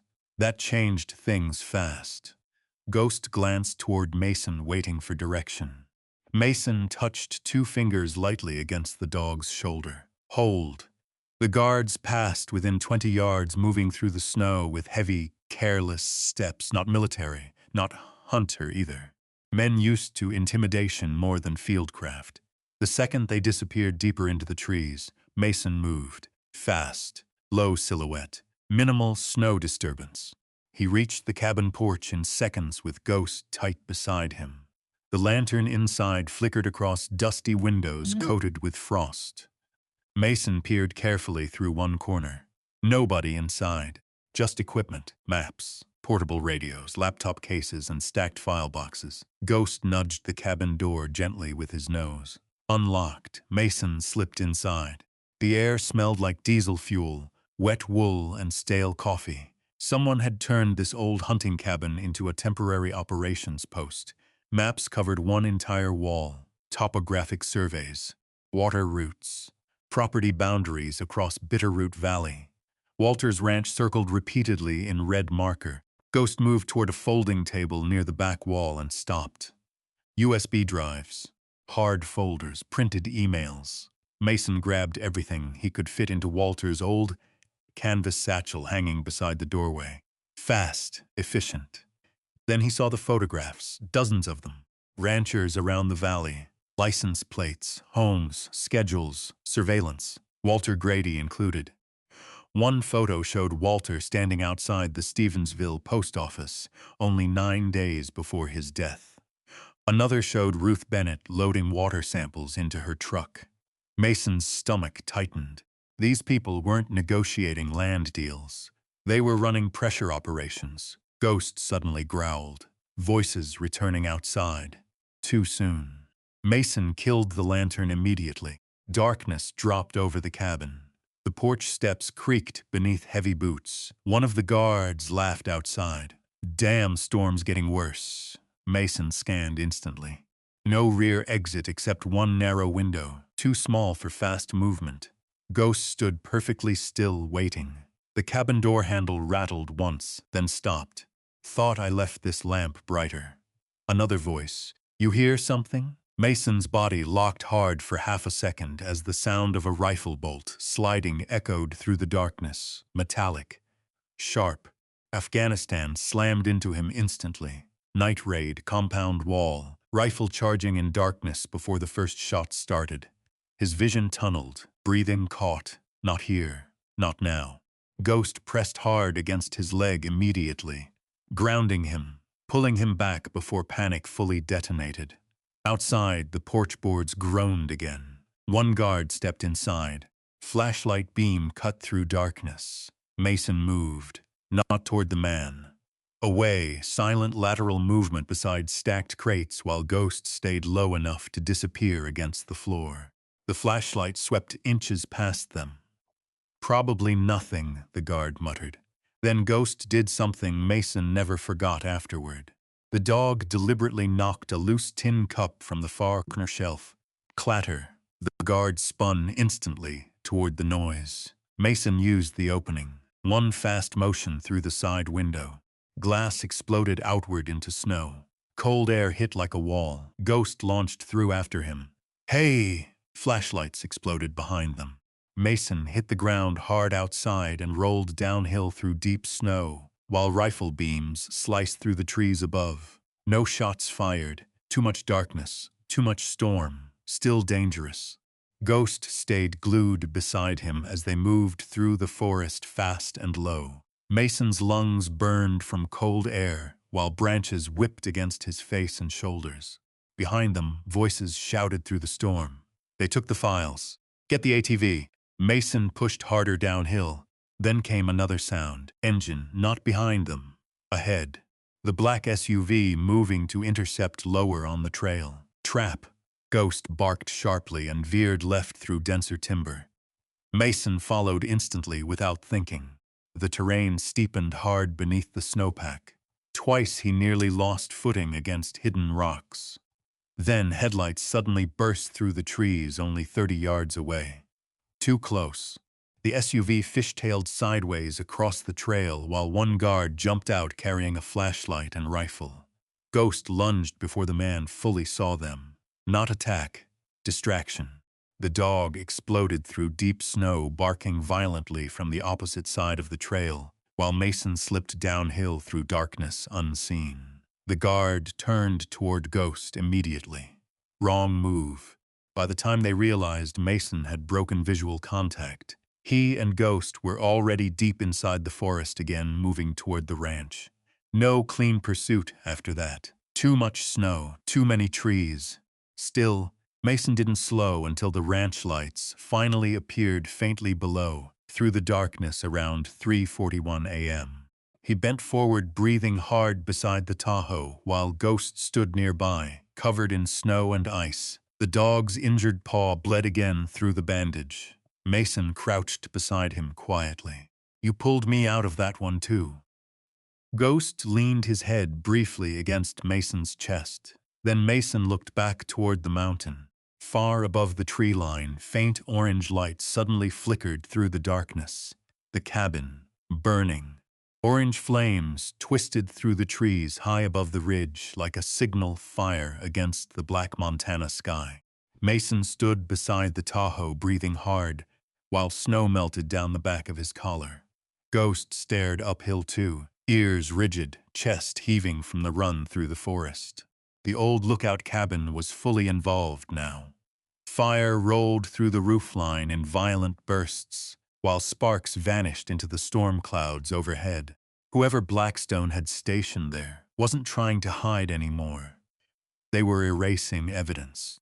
Mason opened the Tahoe's rear hatch fast and dumped the stolen files onto an old wool blanket beside the emergency lantern. USB drives, survey maps, printed emails, water reports, proof, at least part of it. Ghost suddenly stumbled, just slightly. Mason turned instantly. Blood soaked through the fresh bandage around the dog's front paw now, dripping slowly onto the snow beneath him. Damn it. Ghost tried putting weight on the leg anyway. Still working. Always working. Mason crouched beside him and carefully checked the wound under flashlight glow. The cut had widened during the mountain escape. Not life-threatening, but deep enough now to need stitches if infection set in. Ghost stayed completely still, while Mason cleaned it again using bottled water and gauze pads from the med kit. Far above them, the burning cabin collapsed inward with a roar that echoed across the valley. Mason glanced toward the flames, too late to save anything left inside, or anyone. The thought sat ugly in his stomach. By 4:32 a.m., they reached the ranch house again. The storm had mostly passed now, leaving the property buried beneath fresh, untouched snow that reflected moonlight pale blue across the fields. Everything looked peaceful from a distance. Lie. Ghost limped beside Mason up the porch steps while the old cabin groaned softly in the cold wind. Inside, warmth hit slowly. Wood smoke, coffee grounds, wet wool. Mason locked the doors immediately before laying the stolen files across Walter's kitchen table. Then he finally looked through them properly. The first USB drive contained land surveys and water pressure reports across Bitterroot Valley. The second held email chains between Blackstone executives and several county officials in Hamilton. Permits approved early, environmental reviews bypassed, inspection schedules altered, money moving quietly through shell companies. Corruption always looked boring on paper, until people started dying around it. Ghost curled near the stove, finally exhausted, though he still lifted his head every few minutes whenever wind brushed against the cabin walls. Mason noticed the dog shivering once, subtle, almost hidden. He grabbed another blanket from upstairs and spread it gently across Ghost's back. The dog sighed quietly without opening his eyes. At 5:11 a.m., Mason found the video files, hidden deep inside one folder labeled BF Aquifer Test. He clicked the first recording open on Walter's old laptop. Static filled the screen before the image stabilized. Walter Grady appeared standing beside a creek near Burnt Fork Road, wearing the same old canvas jacket from the photographs. Snow patches covered the banks behind him. The old man looked tired, but focused. "If you're watching this," Walter said into the camera, "it probably means Everett Shaw didn't stop." Mason leaned forward slightly. Walter continued. "Blackstone's drilling runoff contaminated water near 3 ranches already. Ruth Bennett confirmed lithium solvents in the groundwater samples." The old man coughed hard into his sleeve before continuing. "They're trying to force smaller ranchers out, poison the wells, lower property value, then buy the land cheap." Ghost lifted his head slowly at the sound of Walter's voice through the speakers. Mason kept watching. Walter glanced behind the camera briefly, as if checking for someone nearby. "I took samples to the county office in Hamilton. They buried the report within 48 hours. His jaw tightened slightly. "So I started keeping copies elsewhere." Another cough. Longer this time. Then Walter looked directly into the camera. "If anything happens to me, Claire Holloway knows who to contact." Mason froze. Walter wasn't talking to investigators. He was talking to him. The recording ended abruptly. Silence filled the cabin afterward, except for the soft crackle from the wood stove. Mason sat there staring at the dark laptop screen while dawn slowly crept over the valley outside. Invisible battles. That phrase returned suddenly from somewhere deep in memory. One of the therapists at Fort Harrison, VA, had used it during group sessions years ago. Mason stopped going after 3 visits. Too many stories in one room. Too many eyes pretending not to recognize the same damage in each other. Ghost nudged Mason's knee gently. The dog needed outside. By sunrise, the storm clouds had finally broken apart over Bitterroot Valley. Thin, gold light spilled across the mountains, while fresh snow glittered untouched along the ranch fences. The world looked clean again. But the ranch wasn't. Mason found more damage during morning inspection. The western pasture gate hung twisted open. Tire tracks cut through the lower field near the creek bed and near the barn wall. Spray paint. "Red. Leave now." Ghost growled softly at the message. Mason said nothing. Just grabbed an old wire brush from the workshop and started scrubbing paint off the boards. Hard, faster than necessary. The brush scraped wood in violent strokes until his knuckles split against the frozen planks. Ghost pressed against his leg gently. "Enough." Mason stopped. Blood ran slowly across the back of his hand while cold air burned in his lungs. He stared out across the valley, then noticed Eli Navarro's truck climbing the driveway. The old green Ford stopped beside the barn around 8:04 a.m. Eli stepped out, carrying a thermos and 2 paper bags from Sunrise Saloon. The moment he saw the spray paint, his expression changed. "Jesus." Mason leaned the wire brush against the wall. Morning. Eli looked toward the burned ridge above the ranch. Smoke still drifted faintly against the mountains. Your fire up there last night? Mason nodded once. They stood in silence for a moment. Then Eli handed over one paper bag. Breakfast burritos, still warm. You look like hell, Eli muttered. Feel worse. Ghost limped over slowly toward Eli, who crouched immediately to inspect the injured paw. That happened up there? Barbed wire first. Mountain Run made it worse. Eli scratched behind Ghost's ears carefully. Tough, old bastard. Ghost's tail thumped once against the snow. Inside the cabin, Mason finally showed Eli the files. The videos, the county emails, the land maps. Eli watched quietly without interrupting while coffee steamed between them at the kitchen table.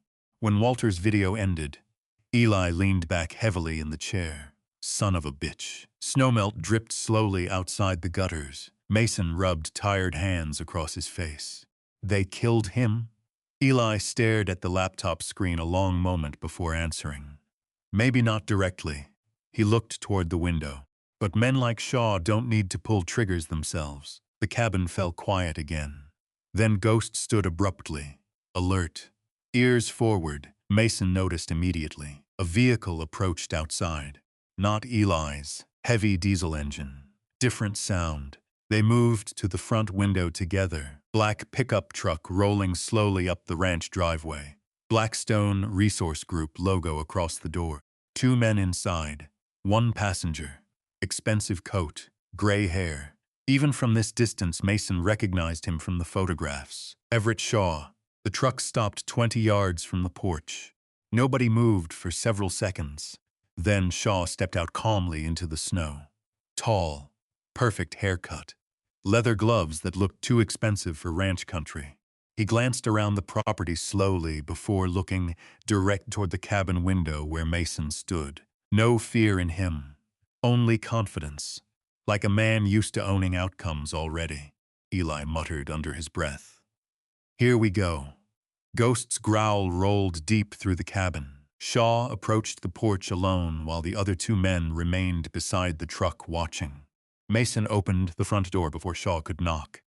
Cold wind swept between them. Shaw smiled politely. Mason Reed, I assume. Mason said nothing. Shaw glanced briefly toward Ghost. Beautiful dog. Ghost bared teeth immediately. The smile faded slightly from Shaw's face after that. I came to offer condolences, Shaw continued smoothly. Walter Grady and I had disagreements, but I respected him. Behind Mason, Eli snorted quietly. Shaw ignored him. Then Shaw reached inside his coat and removed a folded document. Blackstone Resource Group is prepared to offer $720,000 for this property effective immediately. Mason stared at him. Snow drifted softly across the porch between them. Shaw's voice stayed calm. You've had a difficult few years, Mr. Reed. Veterans deserve stability, medical care, security. His eyes shifted briefly toward Ghost's injured leg. So do good animals. There it was. Not quite a threat. Close enough. Mason looked down at the paperwork once, then back at Shaw. You done? The man's smile disappeared completely now. You should understand something, Shaw said quietly. Montana winters can become dangerous for isolated people. Ghost stepped forward hard enough that Shaw instinctively backed half a step. Mason noticed. So did Shaw. Good. Finally, Mason took the paperwork from his hand, looked at it once, then tore it clean in half. The wind carried the pieces across the snow-covered porch. Shaw stared at him several seconds without speaking. Then his eyes drifted toward the kitchen table behind Mason, toward Walter's laptop, toward the scattered files. Tiny change. But Mason saw it. Shaw knew, and for the first time since arriving at the ranch, Mason realized something else too. They were scared now. Everett Shaw saw it in Mason's eyes the same moment Mason saw it in his. The balance had shifted, only slightly, but enough. Snow blew across the porch between them, while torn pieces of the buyout contract scattered across the yard like pale dead leaves. Behind Shaw, the Blackstone pickup idled low beside the barn, diesel smoke rolling into the frozen morning air. Ghost stood at Mason's side with his lips curled back just enough to show teeth. Not barking. Worse. Shaw glanced once more toward Walter's laptop inside the cabin. Then back to Mason. "You don't understand what you stepped into," he said quietly. Mason folded his arms against the cold. "Funny, starting to think I do." Shaw studied him another second before forcing a smile back onto his face. "You're a veteran, Mr. Reed. You know how pressure works. Everybody has a breaking point eventually." Ghost growled deep enough that Shaw's driver shifted nervously beside the truck. Eli stepped onto the porch behind Mason then. Not dramatic, just present. Shotgun resting loosely in one hand. Shaw noticed that too. Good. The valley wind carried the smell of snow and pine smoke across the ranch, while silence stretched hard between the men. Finally, Shaw adjusted his leather gloves carefully. "You'll hear from our attorneys." Mason nodded once toward the driveway. "You should go." For one moment, Shaw looked like he might say something worse. Instead, he turned away. The Blackstone truck backed down the ranch road slowly before disappearing through drifting snow toward Burnt Fork Road. Ghost stayed at the porch edge long after the vehicle vanished, watching, tracking scent, remembering. Inside the cabin, Eli closed the curtains immediately. "That man's dangerous," he muttered. Mason returned to the kitchen table without answering. Walter's laptop still sat open beside cold coffee and scattered evidence files. Snow light reflected pale across the screen while Ghost settled beside the stove again. Though his ears never fully relaxed, Eli removed his gloves slowly. "You calling the sheriff?" Mason looked toward the window. "Would it matter?" Eli didn't answer right away. That told Mason enough. By noon, the storm clouds finally broke apart over Bitterroot Valley. Sunlight spilled across the snowfields, so bright it almost hurt to look at. Down near Stevensville, smoke curled from chimneys while Highway 93 glimmered beneath patches of ice and dirty slush. Life still moving, as if none of this existed. Mason spent the next several hours organizing Walter's files carefully. The military habit returned automatically once information started stacking into patterns. Evidence, timeline, movement, threat indicators. Ghost slept beside the table, finally exhausted. His injured paw stretched awkwardly beneath the blanket Mason had wrapped around him earlier. Every so often, the dog twitched in sleep, running somewhere, maybe still chasing shadows through Afghan dust. Mason understood that too well. At 1:47 p.m., Claire Holloway arrived from Bozeman in a silver Subaru coated thick with road salt and snow grime. She stepped inside, carrying 2 banker boxes full of additional documents Walter had stored with her months earlier. The moment she saw the spray-painted warning on the barn wall, her expression hardened. "They escalated faster than I thought." Eli took one box from her quietly. "You knew this could happen?" Claire removed her scarf slowly. "I knew Walter was afraid." The cabin smelled crowded now. Wet coats drying near the stove, burned coffee, old paper. Claire sat beside Walter's laptop while Mason loaded the video file again. This time all 3 of them watched together. Walter's tired face flickered across the screen beneath weak winter sunlight from the creek behind him. "They're poisoning groundwater near Burnt Fork. County inspectors buried the reports. If anything happens to me." When the recording ended, nobody spoke immediately. Only the stove crackled softly. Then Claire reached into one of the banker boxes and removed a sealed envelope. Yellowed edges, Walter's handwriting across the front. For Mason Reed. Mason stared at it a second too long before taking it. His thumb rested against the seal without opening it yet. "You never gave me this before," he said quietly. Claire looked tired suddenly. "He told me not to unless things turned dangerous." Eli glanced toward the spray-painted threat outside the window. "Feels like we passed dangerous." Mason opened the envelope carefully. Inside sat 3 handwritten pages folded around an old photograph from Afghanistan. Walter standing beside an armored MRAP, and beside him, a younger Mason, dust-covered, rifle hanging from one shoulder. Ghost still wearing military canine harness gear. Mason stared at the image hard. He didn't even remember someone taking it. Then he unfolded the letter. The handwriting shook more than the journals had. Mason, you probably don't remember much about that day in Kandahar. Soldiers rarely get the luxury of remembering every life they save. But I remember. I remember you turning around after the convoy had already started pulling out. I remember another explosion hitting the road. I remember your dog dragging a wounded man behind concrete while bullets hit the truck beside him. And I remember something else. You looked exhausted in a way that had nothing to do with war. Mason stopped reading briefly. Ghost lifted his head slowly at the sound of paper moving. The cabin remained completely silent around them. Mason continued. When I came home, I tried building something good with the extra years your team gave me. This ranch became part of that. So did the water project for smaller families around the valley. But men like Everett Shaw don't build things. They strip them apart and leave others to carry the damage. You were the only man I trusted to hold the line if they came for this place after I was gone. Not because you know farming, because some people still understand duty when there's nobody left watching.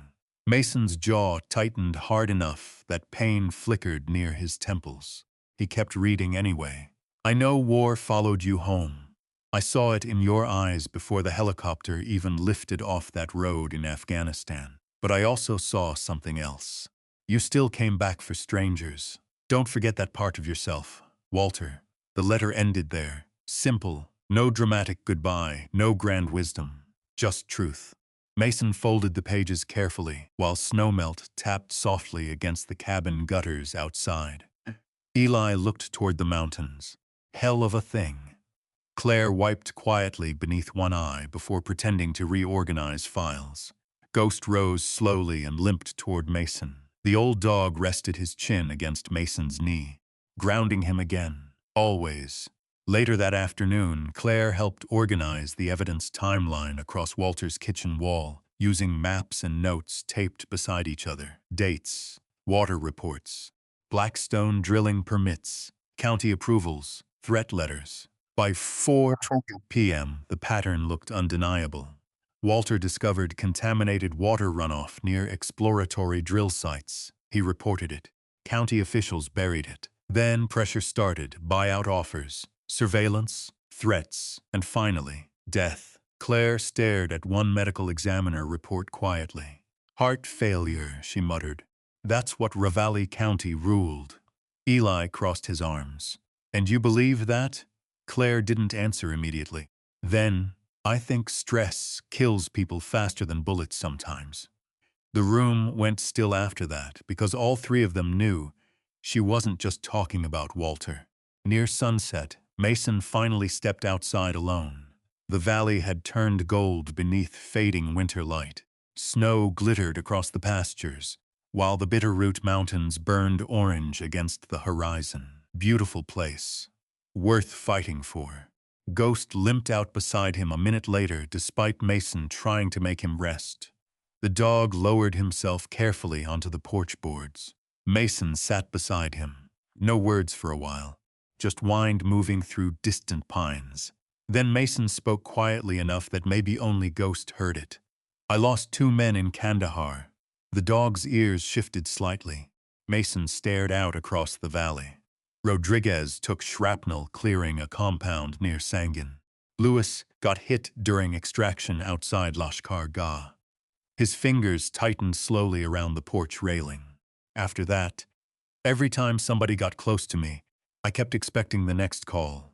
Ghost rested his head against Mason's boot. Mason looked down at him. You kept coming back anyway. The dog blinked once. As darkness settled over the ranch, headlights appeared far down near the valley road. Multiple vehicles, heavy machinery lights too. Mason stood slowly. Ghost rose beside him immediately. Below the ridge beyond Walter's north pasture, bulldozers and drilling trucks rolled through the snow toward the valley access road. Blackstone wasn't hiding anymore. They were moving equipment in early, and this time they were coming straight toward the ranch. The bulldozers crawled through the valley below like slow metal insects beneath floodlights and blowing snow. Diesel engines echoed faintly across the frozen fields, while orange warning beacons flashed against the dark mountains. Blackstone wasn't pretending anymore. Mason stood motionless on the porch beside Ghost, watching the convoy move along the lower ridge road. 3 bulldozers, 2 drilling trucks, 4 pickups. Heavy operation. Eli stepped outside behind him, tightening his coat against the wind. They don't have legal access through Grady land yet? Mason kept watching the lights below. Think that matters to Shaw. Eli didn't answer. Inside the cabin, Claire was already on the phone with Ravalli County investigators again. Her voice carried low and sharp through the kitchen, while papers shuffled across the table. Snow started falling harder around 7:18 p.m., big wet flakes now. Storm coming back fast. Ghost limped slightly beside Mason but refused to go inside. The old dog stared toward the approaching equipment without blinking, watching the line, just like Mason. An hour later, Eli's neighbors started arriving. First came Ruth Bennett in her mud-covered Dodge Ram, carrying thermoses of coffee and extra blankets. Then, 2 ranchers from farther south, near Bell Crossing Road, rolled in with fencing chains and diesel cans. Nobody gave speeches. Nobody needed to. The valley protected its own when pressure came from outside. By 9:04 p.m., 6 trucks sat parked around the Grady Ranch house beneath thick snowfall. Men and women moved quietly between vehicles, stringing floodlights, checking fences, stacking sandbags near the north access road. Mason watched it all from the barn doorway while Ghost rested nearby on an old horse blanket. Something shifted inside him slowly. Not peace, not yet, but purpose maybe. The same feeling operations used to bring before sunrise missions overseas. Everybody moving with shared understanding, shared risk, shared line to hold.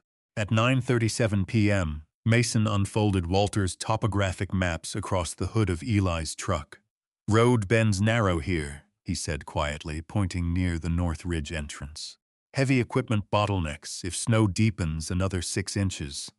Eli nodded. "Creek crossing, too." Ruth pointed farther downhill.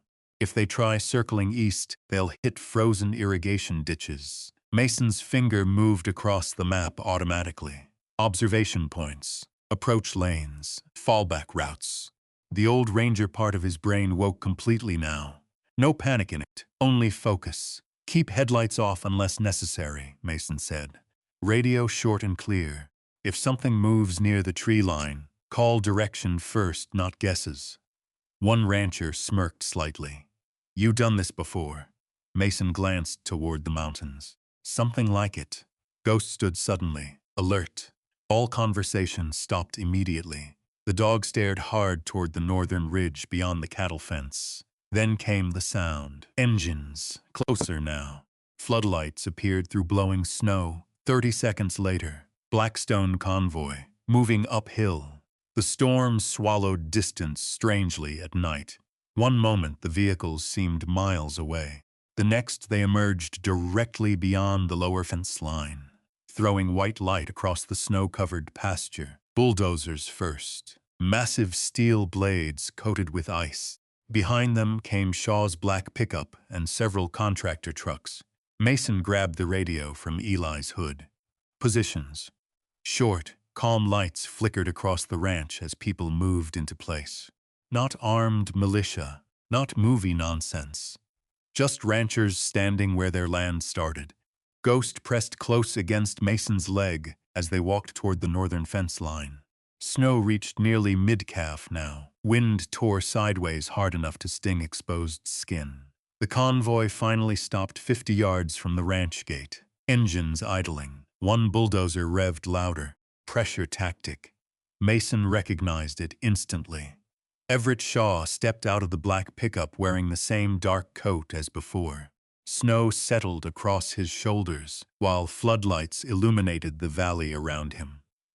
"You're obstructing authorized development access." Shaw called over the wind. Eli barked a rough laugh beside Mason. Bullshit. The ranchers held position, no shouting, no chaos. That unsettled Shaw more. Mason stepped forward until he stood directly at the fence line with Ghost beside him. You don't have easement rights. Shaw smiled thinly. County paperwork says otherwise. Claire emerged from the ranch house, carrying a folder protected beneath her coat. Funny thing about forged approvals, she shouted back. State investigators tend to notice them eventually. That changed Shaw's expression slightly, only slightly, but Mason saw it. Good. Snow thickened harder now, visibility dropping by the minute. The storm had teeth tonight. One bulldozer lurched forward suddenly. Not full speed, just enough to shove against the locked ranch gate. Metal screamed. Ghost exploded into barking instantly. The ranchers surged forward too. Hold, Mason shouted. Not panic. Control. The bulldozer stopped inches inside the fence line while Shaw raised one gloved hand toward his driver, testing them. Nothing more for now. Then came another sound from the tree line west of the pasture. Snowmobile engine. Fast. Ghost turned immediately. Mason did too. A second machine appeared farther uphill, weaving through the pines with headlights off. Flanking movement. Not construction workers. Mason grabbed the radio instantly. West line. Movement through trees. Ruth's voice crackled back. I see 'em. The snowmobiles burst from the timber, seconds later trying to cut around the ranch perimeter toward the barn. Ghost lunged forward before Mason even moved. The old dog sprinted through deep snow despite the injured paw, barking furiously toward the lead rider. One rider swerved hard, too hard. The snowmobile clipped a buried irrigation pipe and fishtailed sideways. But the second machine kept coming directly toward Mason. Fast. Headlight blazing now. For one terrible second, the white beam became another Afghan flashback. Incoming vehicle, suicide truck, dust and screaming and radio static all crashing together inside Mason's skull. His body locked, frozen. Ghost saw it before anyone else. The dog turned instantly and slammed into Mason's legs hard enough to knock him sideways just as the snowmobile ripped past where he'd been standing. Missed him by inches. The machine crashed through the fence instead, tumbling violently into the pasture while the rider rolled into the snow cursing. Ghost barked wildly beside Mason, trying to pull him fully back into the moment. Ground him. Bring him home. Mason blinked hard against the panic surge tearing through his chest. Cold air. Snow.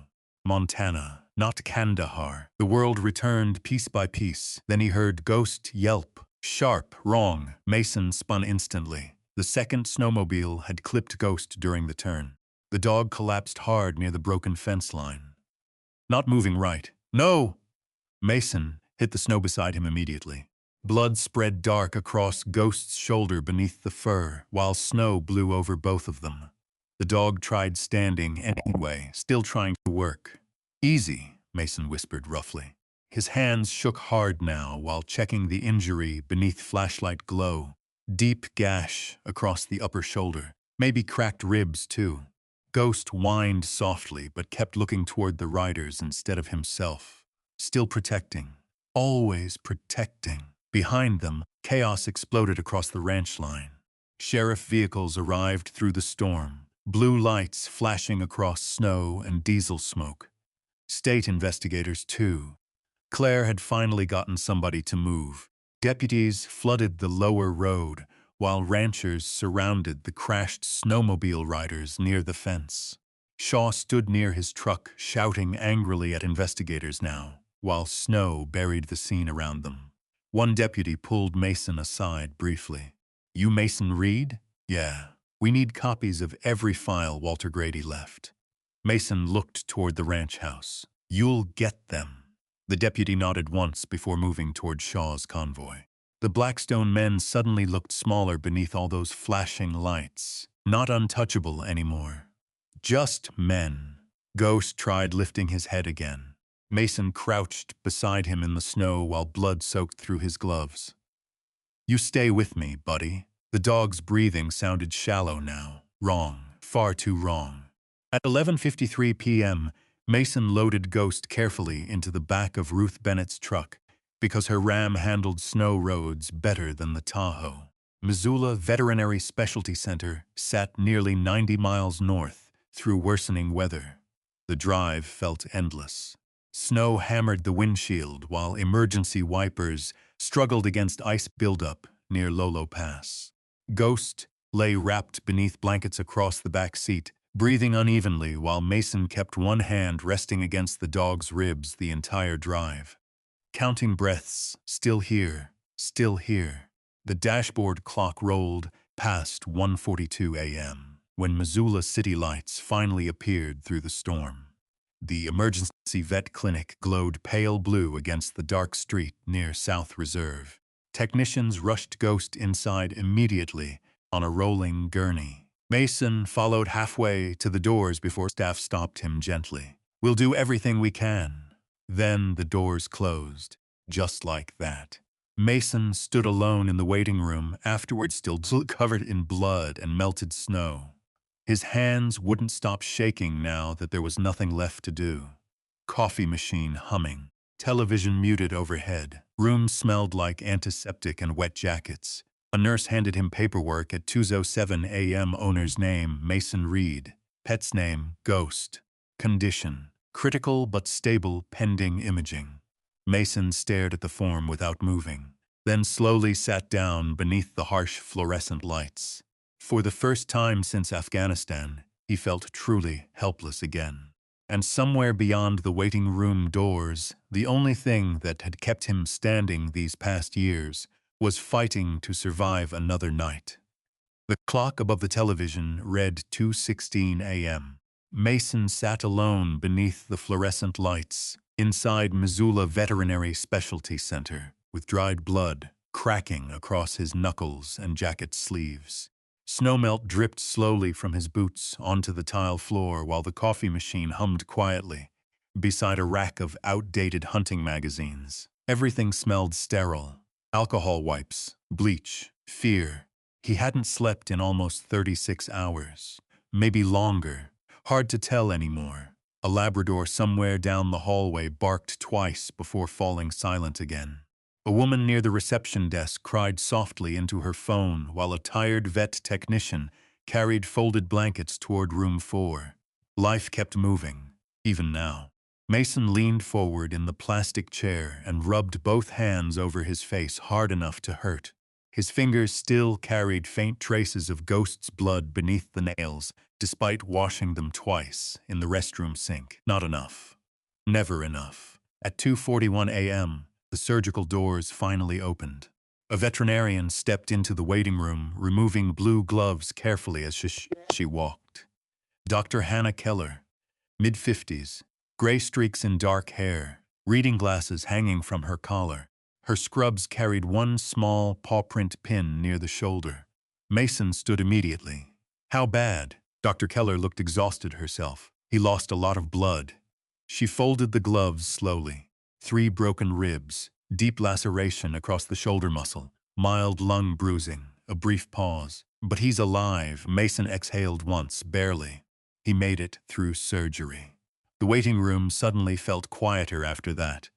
Dr. Keller studied Mason for a second longer. "That dog's tougher than most people." Mason glanced toward the surgical doors. "Yeah." The doctor nodded toward the hallway. "You can see him for a minute, but he'll be heavily sedated." Room 214 sat near the back of the clinic, behind frosted glass doors and dimmed overnight lights. Mason walked slowly down the hallway, listening to the distant beeping monitors and muffled voices from treatment rooms. Ghost lay curled beneath blankets when Mason entered. Bandages wrapped the dog's shoulder and chest now. One front leg carried an IV line taped carefully near the paw. Machines blinked quietly beside him while warm air from a floor heater stirred the fur around his muzzle. Smaller somehow. Not physically, just tired. Mason sat beside the bed without speaking at first. Ghost's ears twitched faintly at the sound of his boots. Then one eye opened halfway. Still checking, still making sure Mason came back. Mason rested a hand gently against the dog's neck. "You stubborn old bastard." Ghost's tail thumped once beneath the blankets. Weak, but there. Mason swallowed hard and looked away toward the dark window overlooking South Reserve Street outside. Snow still falling. Montana never stopped moving either. At 3:08 a.m., Mason finally closed his eyes for the first time all night while sitting beside Ghost's bed. Not sleeping exactly, just drifting. Then came the dream. Heat dust. Rotor wash slamming against concrete walls. Kandahar Province, 2015. Mason running toward the convoy while radio chatter screamed through his headset. Smoke pouring across the road. Men shouting for evac coordinates. And Ghost, younger then, faster, dragging an injured contractor behind an overturned truck while gunfire cracked through the valley. Mason reached for him, then woke instantly, breathing hard. Hospital room, not Afghanistan. Ghost lifted his head weakly at the movement, grounding him again. Even now, morning arrived gray and slow over Missoula. By 7:32 a.m., traffic crawled along Reserve Street outside while snowplows pushed dirty slush toward sidewalks near the highway exits. Mason stood beside the clinic vending machines, holding stale coffee that tasted like cardboard and burned pennies. His phone buzzed. "Claire, you need to turn on the news." Mason frowned slightly. "What happened?" "They arrested Shaw." Silence. Then, "What?" Claire sounded almost disbelieving herself. "State investigators executed warrants overnight. Financial crimes, illegal land seizure, environmental violations." Papers shuffled loudly near her end of the line. One county official already flipped. Mason stared through the clinic window toward the snowy parking lot. Just like that. After all the threats, all the pressure, the machine finally cracked. Claire kept talking. "Walter's files did it, especially the water contamination reports." She paused briefly. "You held long enough." Mason leaned one shoulder against the wall. Outside, a city bus hissed to a stop near the intersection. People climbed off, carrying coffee cups and backpacks. Ordinary morning. Ordinary lives. Meanwhile, an old rancher who refused to look away had just brought down a corporation from beyond the grave. Claire's voice softened slightly. "How's Ghost?" Mason looked down the hallway toward room 214. "Still here. That dog deserves a medal." Mason almost smiled. Almost. 3 days later, they finally drove back south toward Bitterroot Valley. Ghost lay across the Tahoe's back seat beneath blankets while sunlight poured across Highway 93 through clean winter skies. The dog moved slower now, careful with the injured shoulder. But every time Mason checked the rearview mirror, Ghost was already watching him, still on duty. The mountains opened around them as Missoula disappeared behind snow-covered ridges. Pine forests rolled across the valleys, while frozen riverbeds flashed silver beside the highway. Home. Somewhere along the drive, Mason realized he no longer hated that word. When the ranch finally appeared beyond Burnt Fork Road, snow still covered the fields in smooth, untouched waves beneath the afternoon light. But things had changed. Sheriff tape was gone. Blackstone equipment was gone. And near the barn, people. Ranchers worked along the fences repairing damage from the storm. Eli stood near the corral, helping replace broken posts while Ruth Bennett unloaded feed sacks from her truck nearby. Nobody announced themselves. They simply showed up. Eli spotted the Tahoe first and grinned beneath his beard. "Well, damn," he shouted across the snow. "About time." Ghost barked once from the back seat, weak but proud. Over the following months, winter slowly released its grip on Bitterroot Valley. Snow retreated from the lower fields first, then came rain. Mud, the smell of thawing earth beneath pine wind. Mason stayed. That surprised him most, not because the ranch needed work, because he wanted to. Spring brought volunteers from Missoula and Hamilton to help restore Walter's water-sharing system. Local veterans started visiting too after Claire quietly connected Mason with a peer support coordinator through the Fort Harrison VA network. At first, it was small. One weekend gathering. 3 veterans. Coffee around a fire pit near the barn. Nobody forcing conversation. Nobody pretending. Just silence shared by people who understood it. Then came more. A former Marine from Kalispell helped repair horse fences. An Air Force medic from Butte volunteered for trail maintenance along the upper ridge. Somebody donated 2 rescue horses from a ranch near Darby. Word spread quietly after that. Not through advertisements, through people. By late summer, the old Grady Ranch had started becoming something new. Not a charity, not therapy packaged into brochures. Just a place where damaged people could breathe without pretending they were fine. Ghost became part of that too. The old dog never fully recovered his limp after the snowmobile collision. Cold mornings hit his shoulder hard now. Sometimes he climbed porch steps slowly, while Mason waited beside him, pretending not to notice. But veterans arriving at the ranch noticed Ghost immediately. Always. Especially the ones who struggled speaking. The dog somehow knew which people carried the heaviest silence. One evening in September, Mason stood beside Eli near the completed horse paddock, while sunset burned deep orange across the Bitterroot Mountains. Wind moved gently through the tall grass. Peaceful sound. Eli sipped black coffee from an old thermos. You realize Walter would have loved this. Mason looked across the ranch. Several veterans repaired fencing near the creek line, while 2 others brushed horses beside the barn. Laughter drifted faintly across the property, for the first time in a very long while. Near the porch, Ghost rested beneath fading sunlight, watching all of it carefully. Still guarding, still home. Mason nodded slowly. Yeah. Near the front gate now stood a wooden sign carved by hand. Grady Ridge Veterans Retreat, and beneath it, smaller words burned carefully into the wood. No one gets left behind. Late that night, after everyone finally turned in, Mason sat alone on the porch, wrapped in a canvas jacket, while Ghost rested beside the rocking chair. The valley below glowed faintly beneath scattered ranch lights. Crickets hummed softly near the creek bed, while cool mountain air carried pine and wood smoke through the darkness. Mason held a coffee mug loosely between both hands, not scanning the horizon anymore. Not checking exits every few seconds, just sitting. Ghost shifted slightly against his boots. The old dog's muzzle had turned mostly gray now around the edges. Mason reached down and scratched behind his ears gently. You did good, partner. Ghost's tail thumped once against the porch boards, and for a long moment after that, neither of them moved. Because sometimes healing doesn't arrive loudly. Sometimes it comes quietly. A porch, a mountain valley, a dog still breathing beside you after everything. And somewhere out there beyond the dark ridges of Montana, an old rancher named Walter Grady had probably known exactly what he was leaving behind all along. Not just land, a reason to stay alive. Sometimes the people who feel forgotten are the same people holding the world together quietly. Walter Grady never forgot the man who came back through gunfire for strangers.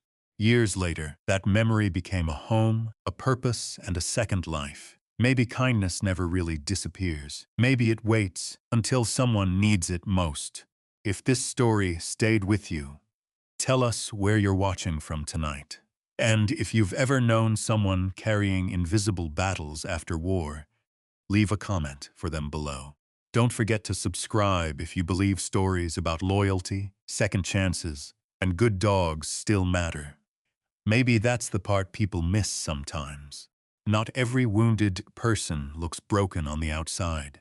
Some of them are standing quietly in grocery store lines. Some are sleeping inside old trucks during Montana winters.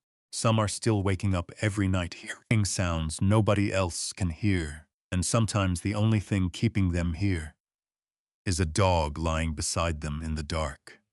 Walter Grady understood that.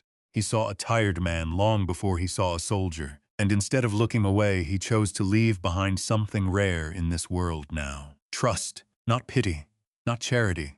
Trust, a piece of land, a second chance, A reason to believe a damaged life could still grow something good. In the end, the ranch was never really about cattle or water rights or mountains.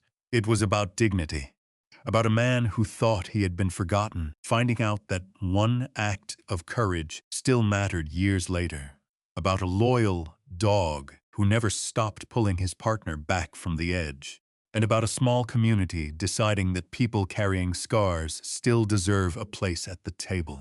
Maybe we all need that reminder once in a while. That healing usually happens slowly, quietly, across coffee cups, long roads, snowy mornings, and people who choose to stay when leaving would be easier. And maybe that's enough. If this story made you believe that every person deserves to be seen with dignity, comment one below. And if you want more stories like this, subscribe and stay with us for the next one.